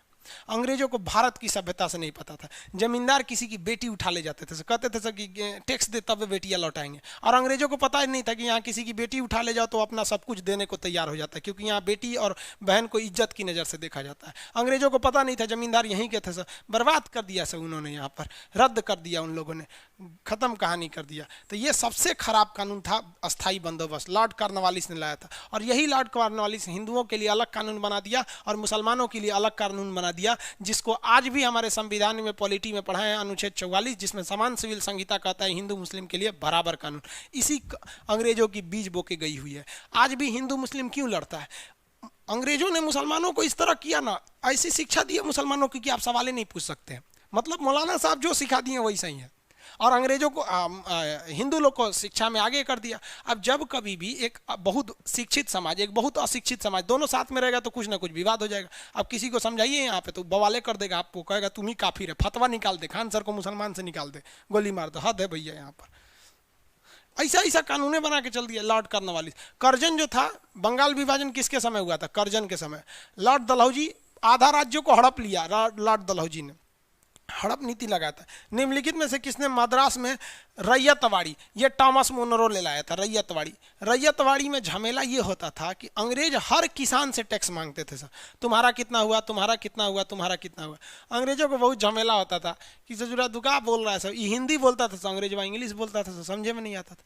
इसीलिए कॉर्नवालिसवा क्या कर रहा था? कॉर्नवालिस ये कहा कि हम किसान से नहीं लेंगे, हम जमींदार से लेंगे, जमींदार किसान से। समझे, ये चोट्टा बहुत होशियार बनता है कॉर्नवालिस। कॉर्नवालिस जो था ये अमेरिका में भी ड्यूटी किया है। कॉर्नवालिस कहाँ ड्यूटी किया था? अमेरिका में ड्यूटी किया था। देखिए यहाँ ध्यान से, अंग्रेजों का अधिकार जो था अमेरिका में था, तो अंग्रेजों ने लॉर्ड कॉर्नवालिस को अमेरिका में भेजा था।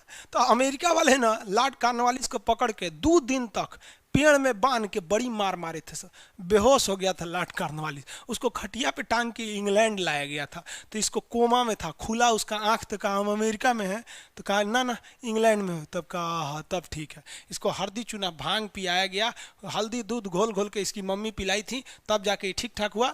तब इसको कहा गया एक काम कर, तुम यहाँ मत जाओ, क्योंकि यहाँ लोग पढ़े लिखे हैं लोग, इसको भेज देते हैं हिंदुस्तान में, यहाँ कुछ नहीं करना है तुमको, बस हिंदू को कुछ अच्छा बात बोल दो ना, अरे हिंदू के लिए, अब मुसलमान को कुछ अच्छा बात बोल देना, ये दोनों आपस में लड़ लेगा सर, तुम यहाँ नहीं पिटाओगे। तो कहा ठीक है एकदम कंफर्म, कहा कंफर्म। इसलिए आते हिंदू मुसलमान के लिए अलग कानून बना दिया। दुनिया में हम लोग अपने नेताओं को गाली देते हैं कि नेता विकास नहीं करता, अरे कभी सुना है तुमने विकास के नाम पर वोट दिया है? सब जाति के हिसाब से वोट डाल देता है साहब, जितने ऊंचे जाति के लोग हैं, upper caste Hindu vote BJP को चला जाएगा, यादव जी लोग का वोट चला जाएगा किसमें, या तो मुलायम सिंह में चला जाएगा, लालू यादव में, मुस्लिम का वोट कांग्रेस में चला जाएगा, दलित का वोट मायावती में चला जाएगा, उधर इसमें चला जाएगा। तो जब जाति के नाम पर वोट डालते हो तो काहे लिए विकास मांगते हो? जाति तो तुम्हारा चलिए रहा है, तो हम लोग की भी तो कुछ ना कुछ गलती होती है, और ये आपकी गलती नहीं है, ये लॉर्ड कॉर्नवालिस लेके चला गया और हम लोग को इस तरह से पढ़ाया गया है जैसे आज की समस्या। ये एक बहुत बड़ा जड़ खोदा है, इसको खोद के निकालना पड़ेगा जड़ को, वरना ये पेड़ पनपते रहेगा। तो लॉर्ड कॉर्नवालिस जिसको यहाँ से जूता से मार के भगाया गया था, यहाँ आके जमींदारों को कहता है कि तुम किसी की इज्जत लूटो या कुछ भी करो, हमको 89% टैक्स चाहिए। रे साले चोट्टा, तुम भूल गया जब तुमको पीटा था सब अमेरिका में, क्योंकि वो पढ़ा लिखा था सब, और हमारे यहाँ लोग अनपढ़ थे। ये जमींदार इन सालों को देशद्रोही घोषित कर देना चाहिए, जितने जमींदार हैं उन सबका खानदान खोज के निकालो अभी, उनको टांग दो साले को फांसी पे। आगे देखते हैं इसमें कौन सा होगा? अस्थाई बंदोबस्त कहेगा तो कॉर्नवालिस। रैयतवाड़ी, रैयत मतलब होता है किसान, थॉमस मुनरो ने चालू किया था। अगला क्वेश्चन, बंगाल का प्रथम गवर्नर जनरल, अरे बाप रे, इसमें बड़ी क्वेश्चन पूछता है। देखिए, एगो बंगाल का गवर्नर जनरल पूछ रहा है, एगो भारत का गवर्नर जनरल पूछ रहा है, देख रहे हैं ना, भारत का प्रथम गवर्नर जनरल, एगो बंगाल का प्रथम गवर्नर जनरल, तो कहेगा बंगाल का गवर्नर कौन था? बड़ी कंफ्यूजन हो जाता है। चलिए समझते हैं इसको भी। देख बबुआ, अंग्रेज जो थे सब ना, सबसे पहले अटैक किया सब बंगाल पे, सबसे पहला अटैक किया सब किस पे? बंगाल पर। तो बंगाल पर अटैक किया वाला कौन था? क्लाइव था। तो बंगाल का पहला गवर्नर कौन था? Robert Clive. बाद में बंगाल के बगल में मद्रास को जीत लिया गया और इधर बंबई को जीत लिया गया, और कहा गया कि देखो बंबई और मद्रास दोनों किसके अधीन में रहेगा? बंगाल के अधीन रहेगा। तो भैया यहाँ भी गवर्नर बैठता था, यहाँ भी गवर्नर, यहाँ भी गवर्नर, तो ये दो गवर्नर को कहोगे तुम एगो के अंडर में रहो तो नहीं ना रहेगा, इसका पावर बढ़ाना पड़ेगा। तब कहा गया कि अब बंगाल का गवर्नर नहीं कहलाएगा, बंगाल का गवर्नर जनरल कहलाएगा। तो वारेन हेस्टिंग्स, देखिए ध्यान से, बंगाल का पहला गवर्नर कहेगा तो रॉबर्ट क्लाइव।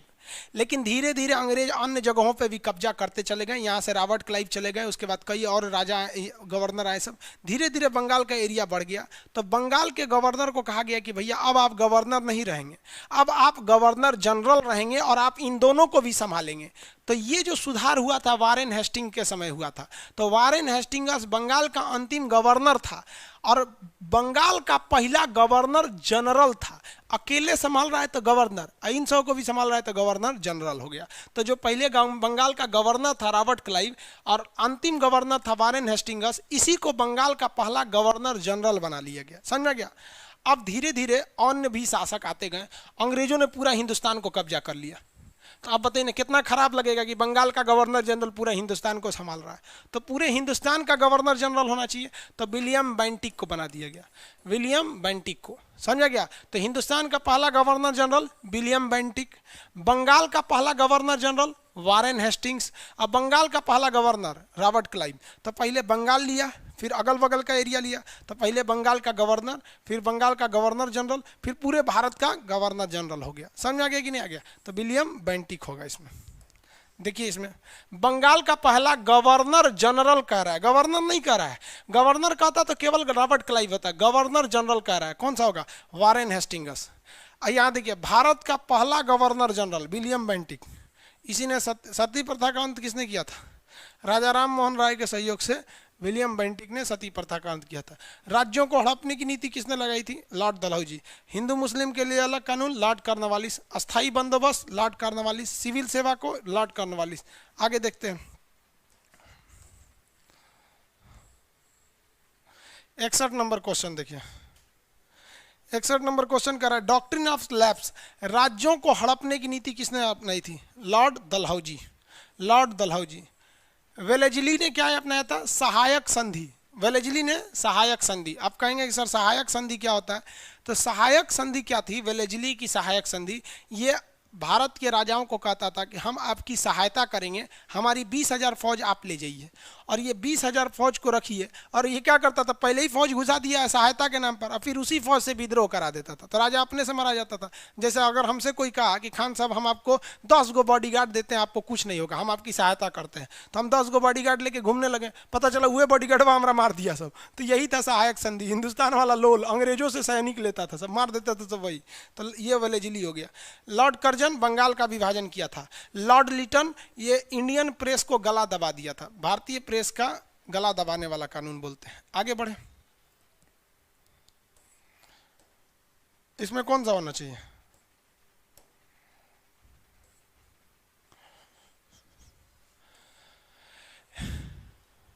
इसमें होगा लॉर्ड डलहौजी।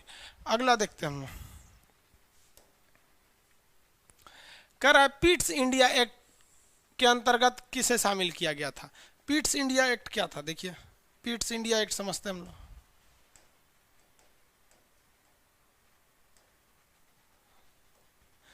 अंग्रेजों ने एक नियम बनाया था 1773 में। इस 1773 के नियम को कहा गया regulating act. Regulating act, regulating act के तहत कहा गया कि जो ब्रिटेन की कंपनी आई है, ब्रिटिश ईस्ट इंडिया कंपनी, वो कैसे शासन करेगी। और इसी के तहत कहा गया कि अगर कंपनी वहाँ के लोगों पर गलत सलत नियम लगाती है तो बंगाल में एक सुप्रीम कोर्ट की स्थापना किया गया 1773 के रेगुलेटिंग एक्ट के तहत। लेकिन देखा गया कि कंपनी जो थी बेईमानी बहुत ज़्यादा करती थी, इसलिए 1784 में एक नया नियम लाया गया जिसे कहा गया पिट्स इंडिया एक्ट। 1784 में लाया गया Pitt's India act. Pitt's India act 1784, Pitt's India act.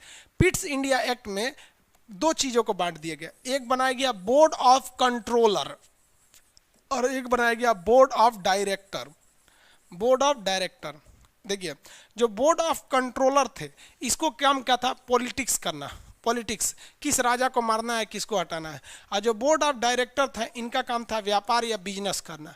तो दो भागों में बांट दिया गया, बोर्ड ऑफ डायरेक्टर और बोर्ड ऑफ कंट्रोलर में। तो यही कह रहा है कि पिट्स इंडिया एक्ट में क्या हुआ था? तो बोर्ड, नियंत्रक बोर्ड, बोर्ड ऑफ कंट्रोलर की स्थापना की गई थी, बोर्ड ऑफ कंट्रोलर। और क्या था? बोर्ड ऑफ कंट्रोलर एक निदेशक था, यानी डायरेक्टर, निदेशक। तो एक नियंत्रण करने के लिए काम था, जो राजनीतिक काम था। निदेशक अदालत नहीं ना था जी, बोर्ड की स्थापना किया था, ये अदालत बोल रहा है। तो इसमें ऑप्शन नंबर होगा बी, ऑप्शन नंबर होगा बी। अगला क्वेश्चन कर रहा है, कलकत्ता में उच्चतम न्यायालय की स्थापना किसके द्वारा की गई थी? 1773 के रेगुलेटिंग एक्ट द्वारा। अभी बताएं, 1773 के रेगुलेटिंग एक्ट के द्वारा, 1773 के रेगुलेटिंग एक्ट के द्वारा किया गया था। हो गया 1773 का रेगुलेटिंग एक्ट।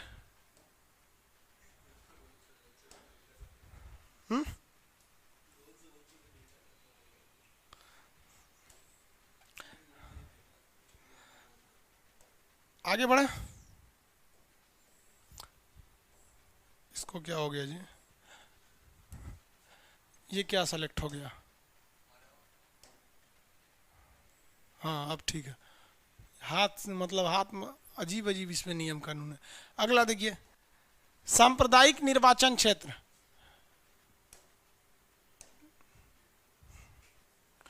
सांप्रदायिक निर्वाचन क्षेत्र पद्धति की शुरुआत किसने किया था? मतलब हिंदू मुस्लिम के हिसाब से कानून कब से लग गया था निर्वाचन? 1900 मार्ले मिंटो सुधार, इसी ने हमारे देश के विभाजन की नींव रख दिया था।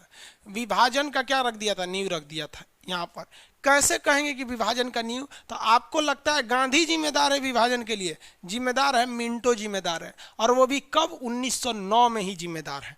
कैसे जिम्मेदार है विभाजन के लिए मिंटो? तो देखिए लॉर्ड मिंटो जो था ये 1909 में एक नियम बनाया। इसे कहा गया सांप्रदायिक निर्वाचन। इसने कहा कि देखो मुसलमानों को समझाना इजी है, कुछ कह दो बस, एकदम कुछ कह के अल्लाह अकबर बोल दो तो सब मुसलमान खुश हो जाएंगे, सब कुछ नहीं करना, बस अल्लाह अकबर, सब मुसलमान खुश।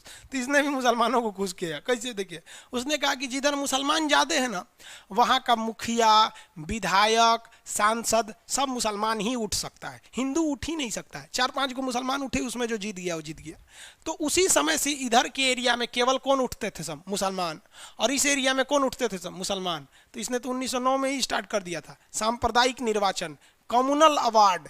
समझ आ गया कि नहीं आ गया? जो आगे जाके क्या हो गया, आगे जाके क्या बन गया? एक पाकिस्तान बन गया। अंग्रेजों ने देखा कि ये सफल हो जाएगा और इसको देखा, 1909 में ये बीज बोया था और अंग्रेजों को ये लग गया था 1930 तक कि ये सफल हो जाएगा। इसलिए अंग्रेजों ने 1932 में यही नियम लगा दिया दलितों के लिए। उन्होंने कहा कि देखो, जिस जिस एरिया में, जैसे झारखंड हो गया, छत्तीसगढ़ हो गया, उड़ीसा हो गया, जहाँ जहाँ दलित की संख्या ज़्यादा है, हम उस एरिया में केवल दलित को उठाएंगे। तो देखिए, 1909 में महात्मा गांधी भारत में नहीं थे, जबकि 1932 में महात्मा गांधी थे। महात्मा गांधी ने कहा, देख अंग्रेज, तुमने ये मुसलमानों को दे दिया तो हम नहीं थे तो दे दिया। हम जानते हैं कि एक ना एक दिन ये अलग देश ले लेंगे, ये एक ना एक दिन अलग देश ले लेंगे। तुम अगर दलितों को देते हो तो एक ना एक दिन ये भी एक अलग देश की मांग करने लगेंगे, हम इसको नहीं मानते हैं। तो महात्मा गांधी अम्बेडकर से लड़ गए थे। तो अंग्रेजों ने तो फुल टू दे दिया था, बाद में महात्मा गांधी ने कैंसिल कराया था। तो जो जाति के हिसाब से निर्वाचन था वो 1909 में ही स्टार्ट कर दिया था लॉर्ड मिंटो ने। इसीलिए सांप्रदायिकता यानी मारपीट, हिंदू मुस्लिम दंगा फसाद का बाप किसे कहा जाता है? लॉर्ड मिंटो को कहा जाता है। समझ में आ गया? 64 हो गया, कहाँ गया जी? इसके बाद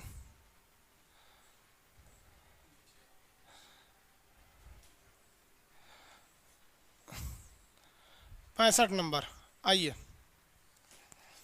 कह रहा है भारत में प्रांतीय स्वायत्तता की शुरुआत कब से हुई थी? तो प्रांतीय स्वायत्तता की शुरुआत हुई थी 1935 में। प्रांतीय स्वायत्तता की शुरुआत 1935 में, और 1929 में द्वैध शासन की शुरुआत हुई थी। द्वैध शासन, डुअल गवर्नमेंट। और इसमें क्या हुआ था? स्वतंत्रता। अब आपको समझे में नहीं आएगा, समझिए कैसे हुआ था। 1919 में जब जलियांवाला बाग हत्याकांड हुआ था ना, तो भारत को एक बार फिर से याद आई कि हमको फिर से एक विद्रोह करना पड़ेगा 1857 की क्रांति के तहत। इसलिए भारतीयों ने कहा कि हम मानेंगे नहीं। तो अंग्रेजों को इस बात की खबर लगी कि एक आंदोलन होने वाला है, तो अंग्रेजों ने एक नियम बना दिया। कहा गया कि हर एक प्रांत में, किसमें? प्रांत में द्वैध शासन रहेगा। द्वैध शासन मतलब कहने का सेंस है कि इस हिंदुस्तान के ऊपर अंग्रेजों का शासन रहेगा, लेकिन इसके अंदर जो स्टेट हैं, ये स्टेट, हर एक स्टेट के अंदर द्वैध शासन, डुअल गवर्नमेंट पॉलिसी रहेगी। मतलब स्टेट का जो रक्षा विभाग है वो अंग्रेज संभालेगा, पैसा वाला वित्त विभाग है अंग्रेज संभालेगा, शिक्षा विभाग अंग्रेज संभालेगा, बाकी की चीज़ें भारतीय संभालेंगे। जैसे खेती भारतीय संभालेंगे, शौचालय मंत्रालय भारतीय संभालेंगे। यानी प्रांतों में दो तरह का शासन, आधा अंग्रेज आधा भारतीय, कब किया गया? 1919 में। लेकिन धीरे धीरे जैसे जैसे आगे दिन आया, 1935 में भारतीयों ने कहा कि ना, हमको ये प्रांत में द्वैध शासन चाहिए ही नहीं। तो कहा गया ठीक है भैया, तुम पूरी तरह से प्रांतों को तुम अपने अंडर में ले लो। तो 1935 में क्या हुआ कि राज्य पूरी तरह से स्वतंत्र हो गए। राज्यों में अंग्रेज दखल नहीं देते थे, लेकिन इंटरनेशनल मैटर पे अंग्रेज अभी भी शक्तिशाली थे। ऑप्शन नंबर 19 में, सॉरी, स्वायत्तता की बात कर रहा है ना। फ्री कब किया गया था? 35 में। अद्वैत शासन लाया गया था 19 में। अब मुसलमानों को अलग क्षेत्र दिया गया था 1909 में। 47 में तो आज़ादी हो गया। रॉलेट एक्ट किसके काल में आया था? रॉलेट एक्ट जो था वो चेम्सफोर्ड के काल में आया था, सर सिडनी रॉलेट ने लाया था। रॉलेट एक्ट आज भी हमारे संविधान के अनुच्छेद 22 के 4 में है, जिसे हम लोग प्रिवेंटिव डिटेंशन यानी निवारक निरोध अधिनियम कहते हैं। इस कानून के तहत पुलिस आपको जब चाहे जहां से चाहे गिरफ्तार कर सकती है। आपको कोर्ट में भी जाने नहीं देगी, वकील भी जाने नहीं देगी, भले आप गलती किए हैं या नहीं किए हैं, गिरफ्तार कर सकती है। तो इसका बहुत भयानक विरोध हुआ था। किसका? रॉलेट एक्ट का बहुत भयानक विरोध हुआ था कि भाई तुम बिना गलतियों को गिरफ्तार कर लोगे, कोर्ट में भी नहीं जाने दोगे, वकील को भी नहीं रखने दोगे, बिना अपील, बिना दलील, बिना वकील, ये कौन सा कानून है। तो इसी के विरोध में लोग जलियांवाला बाग में इकट्ठा हुए थे, जिस पर अंग्रेजों ने गोली चला दिया था। आज भी ये कानून है 22/4 में। आपको याद होगा उत्तर प्रदेश के एक डॉक्टर का नाम है डॉक्टर कफील। तो डॉक्टर कफील को उत्तर प्रदेश सरकार ने यही 19/4 के तहत, अर्थात रॉलेट एक्ट, जिसको हम लोग आज के समय प्रिवेंटिव डिटेंशन कहते हैं, इसके तहत 8 महीने तक जेल रखा। ना वकील रखने दिया, ना कोर्ट में रखने दिया, लेकिन 6 महीने बाद आप कोर्ट में जा सकते हैं अभी के नियम के हिसाब से। तो जब डॉक्टर कफील कोर्ट में गए तो इलाहाबाद हाई कोर्ट ने कहा कि डॉक्टर कफील की कोई गलती नहीं है। समझ में आ गया, ये कोर्ट का कहना है। आप जाइएगा, कोर्ट की डायरी पढ़िएगा, वेबसाइट पर उनका ऑर्डर कोर्ट का लिखा हुआ है। वहाँ जज हमसे और आपसे ज़्यादा होशियार होते हैं, इसलिए अपना दिमाग मत लगाइए, जजों के बात सुनिए। तो ये आज भी है, इसीलिए जलियांवाला बाग हत्याकांड हुआ था। जलियांवाला बाग हत्याकांड चेम्सफोर्ड के समय हो गया था। ऑप्शन नंबर इसमें कौन सा होगा? ए। मिंटो ने तो ससुरा दंगा फसाद करा दिया। बैटिंग ने क्या किया था? सती प्रथा को खत्म किया था। यहाँ पर लॉर्ड विलियम, पूरा नाम में नहीं लिखा, आधा नाम है विलियम। भारत के लिए संविधान बनाने के लिए की संविधान सभा किस वर्ष गठित हुई थी? तो संविधान की शुरुआत भारत में किसके तहत हुई थी? कैबिनेट मिशन के तहत 1946 में। कैबिनेट मिशन जो था मार्च 1946 में आया था। कैबिनेट मिशन 1946 में आया था। इसमें 3 लोग थे जिनका शॉर्टकट होता है काल। क से क्या हो गया? क्रिप्स। क से क्रिप्स। एल से लॉरेंस और ए से एलेक्जेंडर। ये 3 लोग थे। इन्होंने कहा कि भैया आप लोग अब संविधान बना लीजिए। तो टोटल संविधान बनाने के लिए 389 लोगों का चुनाव हुआ था, जबकि 1946 में देश आज़ाद ही नहीं हुआ था, यानी चुनाव हर जगह से हो गए थे। लेकिन जब विभाजन हुआ तो बहुत से लोग पाकिस्तान चले गए। फाइनली 299 लोग बच गए थे भारत में, जिसमें 15 महिलाओं ने साइन किया है संविधान पर। तो इसमें ऑप्शन नंबर कौन सा होगा? सी, 1946 में। मिलान कीजिए, चलिए मिलान करते हैं। सरोजिनी नायडू कांग्रेस की अध्यक्ष बनी थी। कब बनी थी सरोजिनी नायडू? कानपुर अधिवेशन में। मोहम्मद अली जिन्ना मुस्लिम लीग के थे। तेज बहादुर सप्रू लिबरल पार्टी के थे। बीडी सावरकर हिंदू महासभा के थे। सजा लेंगे आप लोग, हिंदू महासभा के। अगला क्वेश्चन, तबीयत थोड़ा गड़बड़ लग रहा है जी, आंख दर्द करने लगा मेरा। किसकी विफलता के बाद स्वराज पार्टी की स्थापना किया गया था? असहयोग आंदोलन की विफलता के बाद स्वराज पार्टी की स्थापना। ऑप्शन नंबर ए, 69 का ए हो गया।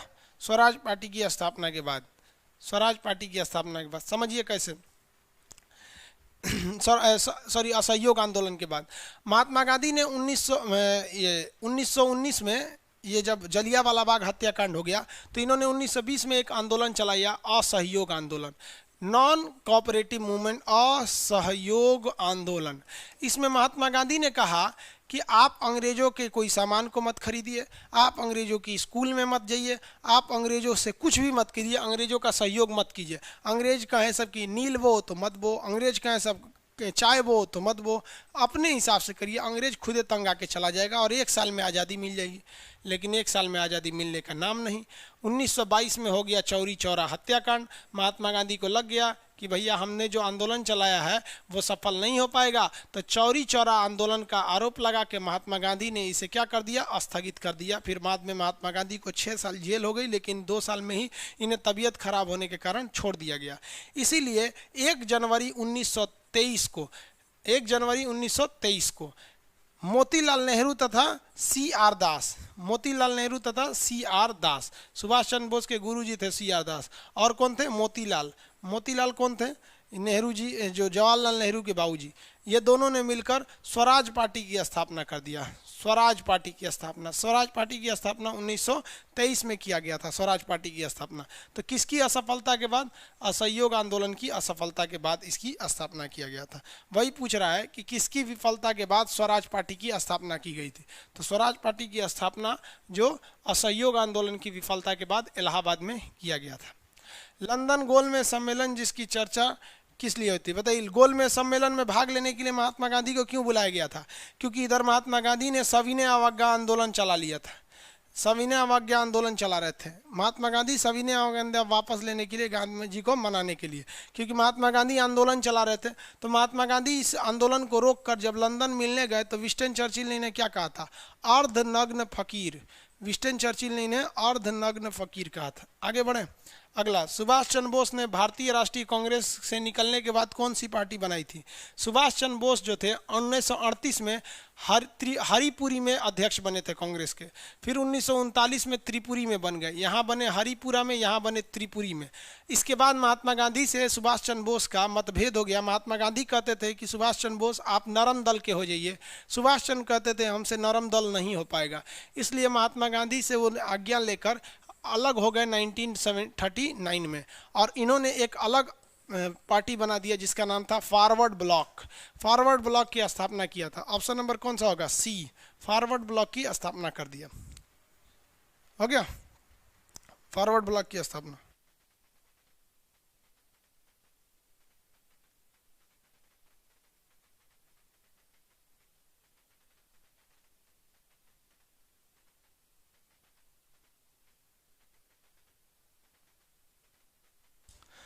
अगला क्वेश्चन देखिए। राष्ट्रीय कांग्रेस भारतीय राष्ट्रीय कांग्रेस का पहला महासचिव एलन ऑक्टेवियन ह्यूम, एओ ह्यूम थे, इसके संस्थापक थे, महासचिव पहले। इसके पहले अध्यक्ष थे योमेश चंद्र बनर्जी। 1885 में इसकी स्थापना किया था।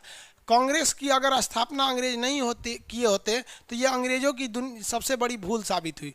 अंग्रेजों ने कहा कि कांग्रेस की स्थापना कर देते हैं और कांग्रेस में ऐसा करेंगे कि हम अपने पसंद से लोगों को भरेंगे।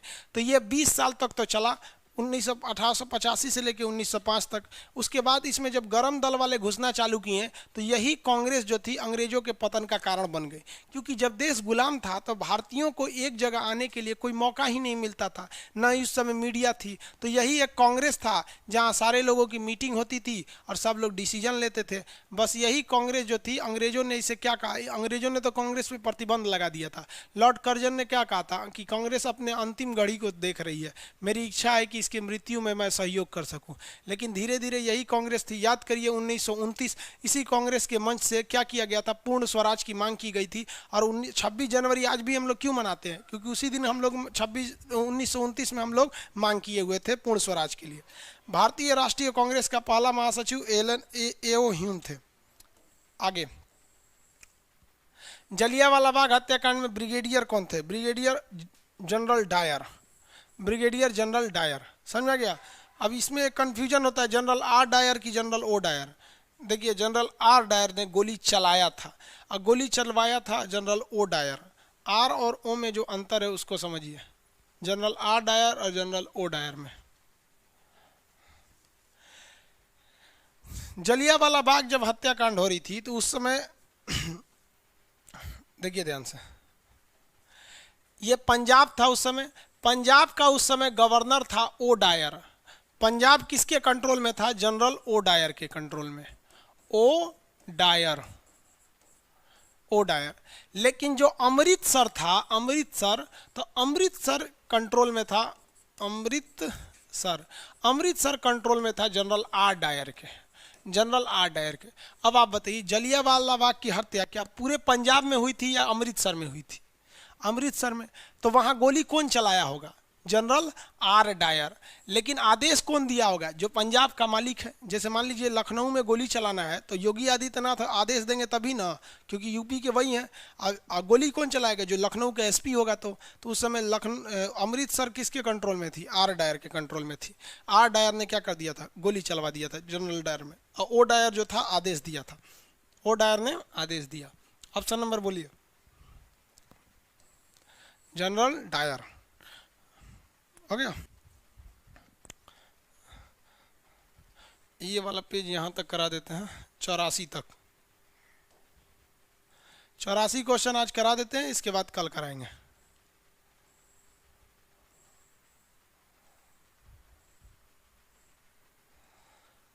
पूना समझौता किसके किसके बीच हुआ था?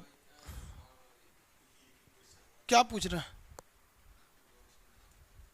गांधी कौन है भाई? शाह शाह बाबू आप बाहर हो जाएंगे, आप ज्यादा कमेंट कर रहे हैं उल्टे सीधे में। तो यहाँ पे गांधी ने ऑनरेबल सुभाष चंद्र बोस को कांग्रेस से निकाला था। गांधी के बाप का कांग्रेस था क्या?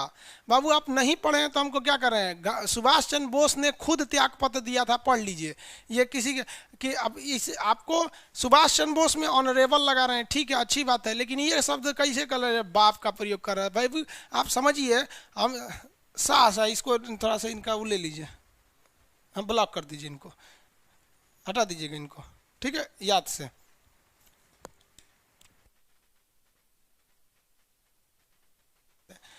भाई सुभाष चंद्र बोस जो थे वो गरम दल के थे, और कांग्रेस जो थी महात्मा गांधी के प्रभाव में नरम दल के थी। देखिए जवाहरलाल नेहरू से ले लीजिए, सरदार पटेल को ले लीजिए, सब लोग तो नरम दल के थे, सरदार पटेल भी थे ना।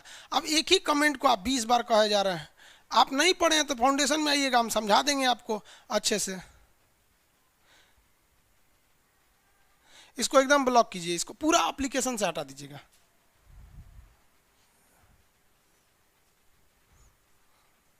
शाह शाह है एक तो करके, पाकिस्तान का लग रहा है वो। जानते हो एक कहावत कहा जाता है, अधजल गगरी छलकत जाए। आजकल के जो युवा है ना, इन युवाओं को क्या लगता है कि जो मार काट कर रहा है ना वही देशभक्त है। अब ये इसीलिए हमारे देश में आप देखिएगा कभी भी सेना अध्यक्ष किसी युवा को नहीं बनाया जाता है, राष्ट्रपति किसी युवा को नहीं बनाया जाता है, प्रधानमंत्री जल्दी युवा को नहीं बनाया जाता। अगर बना देंगे तो ऐसे ही हो जाएगा उसकी तरह, अपने को बहुत बड़ा कहू समझ। भाई सुभाष चंद्र बोस को गांधी जी ने नहीं निकाला था, वो खुद त्याग दिए थे। अगर आपको विश्वास नहीं होता है तो सुभाष चंद्र बोस के ऊपर जो मूवी बनी है सुभाष चंद्र बोस, उसको देख लीजिए, वो भी समझ में आ जाएगा। नहीं समझ में आता है तो पूरा क्या नाम है बिपिन चंद्रा की बुक पढ़ लीजिए। और आप चाय की दुकान पे इतिहास पढ़ रहे हैं लोग, इसमें बैठ के कमेंट मार रहे हैं लोग यहाँ पर, सब सजुरा ये सब। आप लोग जो ऐसे कमेंट डिस्टर्ब किया सब, तो ये सब को छोड़ दिया कीजिए, ये सब इसीलिए बात जानते बाबू। हाँ सॉरी क्या बोल रहे हैं बाबू आप लोग? हम आपको बता रहे हैं ना, शाह शाह जो हैं, आप ऑफलाइन में रहते हैं ना तो हम आपको कॉलर पकड़ के बाहर कर देते हैं। सच बता रहे हैं, आप जैसे 2-4 बच्चों की वजह से गरीबों को खामियाजा भुगतना पड़ता है। हम आपको कसम खा के बताते हैं, जीवन में हम मतलब पूरी कोशिश करेंगे कि कभी भी 11 रुपया का बैच न लाया जाए, क्योंकि 11 रुपये का बैच लाने का मतलब कुछ गरीबों की भलाई करने से ज़्यादा आप जैसे बवासीर एडमिशन ले लेते हैं यहाँ पर किसी चीज़ को। टेस्ट सीरीज का बैच है बाबू, 10 दिन में इसको कंप्लीट करना रहता है। फाउंडेशन में आइए ना, आप जो लड़के पढ़ रहे होंगे उनसे मिलिएगा, फाउंडेशन में एक एक चीज़ को पढ़ाया जाता है। ये क्लास टारगेट टाइप का है, इसमें तेजी से एकदम पढ़ाया जाता है। इसमें हर चीज़ नहीं, केवल इंपॉर्टेंट चीज़ पढ़ा दी जाते हैं। हमारी पूरी कोशिश रहेगी कि आज के बाद मतलब हम कभी भी 11 अभी कभी भी अगर हम गलती से भी 11 रुपये का अलाउंस कर देना तो उस वक्त हमको टोक देना कि नहीं सर ऐसा मत कीजिए, वरना ऐसे लड़के आ जाएंगे एडमिशन लेने के लिए। आज 11 रुपये यार भिखारियों के पास भी होते हैं, तो ऐसे ही लोग चले आते हैं, पैसे की कदर नहीं रहती है यहाँ पर। और सच बताते हैं बाबू, फ्री में तो पढ़ाई कभी तुम कर ही नहीं पाओगे।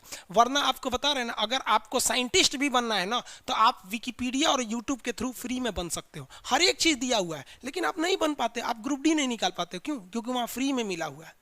और जो हमने 11 रुपया रख दिया, 51 रुपया रख दिया, ये भी एक फ्री की तरह। आज ही एडमिशन क्लोज कर दीजिए उसको, समझ में आ गया एकदम आज ही। और कभी भी अगर हम 11 रुपया, 21 रुपया, 51 रुपया रखें ना तो एकदम हमको स्टिकली रोक दीजिएगा। अगर हम अलाउंस भी कर दें तो उसको वहाँ से अलाउ ही नहीं कीजिएगा, एकदम स्टिकली एकदम। क्योंकि हमारे को सर जी बोला करते थे, बाबू तुम अगर सोचोगे कि 10 गरीब की भलाई करें तो उसमें एक ऐसा आ जाएगा ना जो पूरे गरीब को बर्बाद करेगा। आज के क्लास को इतना ही रहने देते हैं, ठीक है? नेक्स्ट क्लास करेंगे, दिमाग खराब कर दिया। कहाँ तक हुआ है बाबू? 75 से कल चालू करेंगे, पूना समझौता 74 से चालू करेंगे, ठीक है? आगे नेक्स्ट क्लास में मिलेंगे। देखिए ये क्लास जो होता है ना थोड़ा फास्ट चलना होता है, इसमें ज़्यादा टाइम नहीं है समझाने के लिए। 500 क्वेश्चन है, अभी 75 ही हुए हैं, कैसे समझाएंगे जल्दी जल्दी? तो इसके लिए फाउंडेशन में एक एक चीज़ को समझाया जाता है, और आप फाउंडेशन की चीज़ को यहाँ पूछते हैं। समझ में आ गया? चलिए नेक्स्ट क्लास।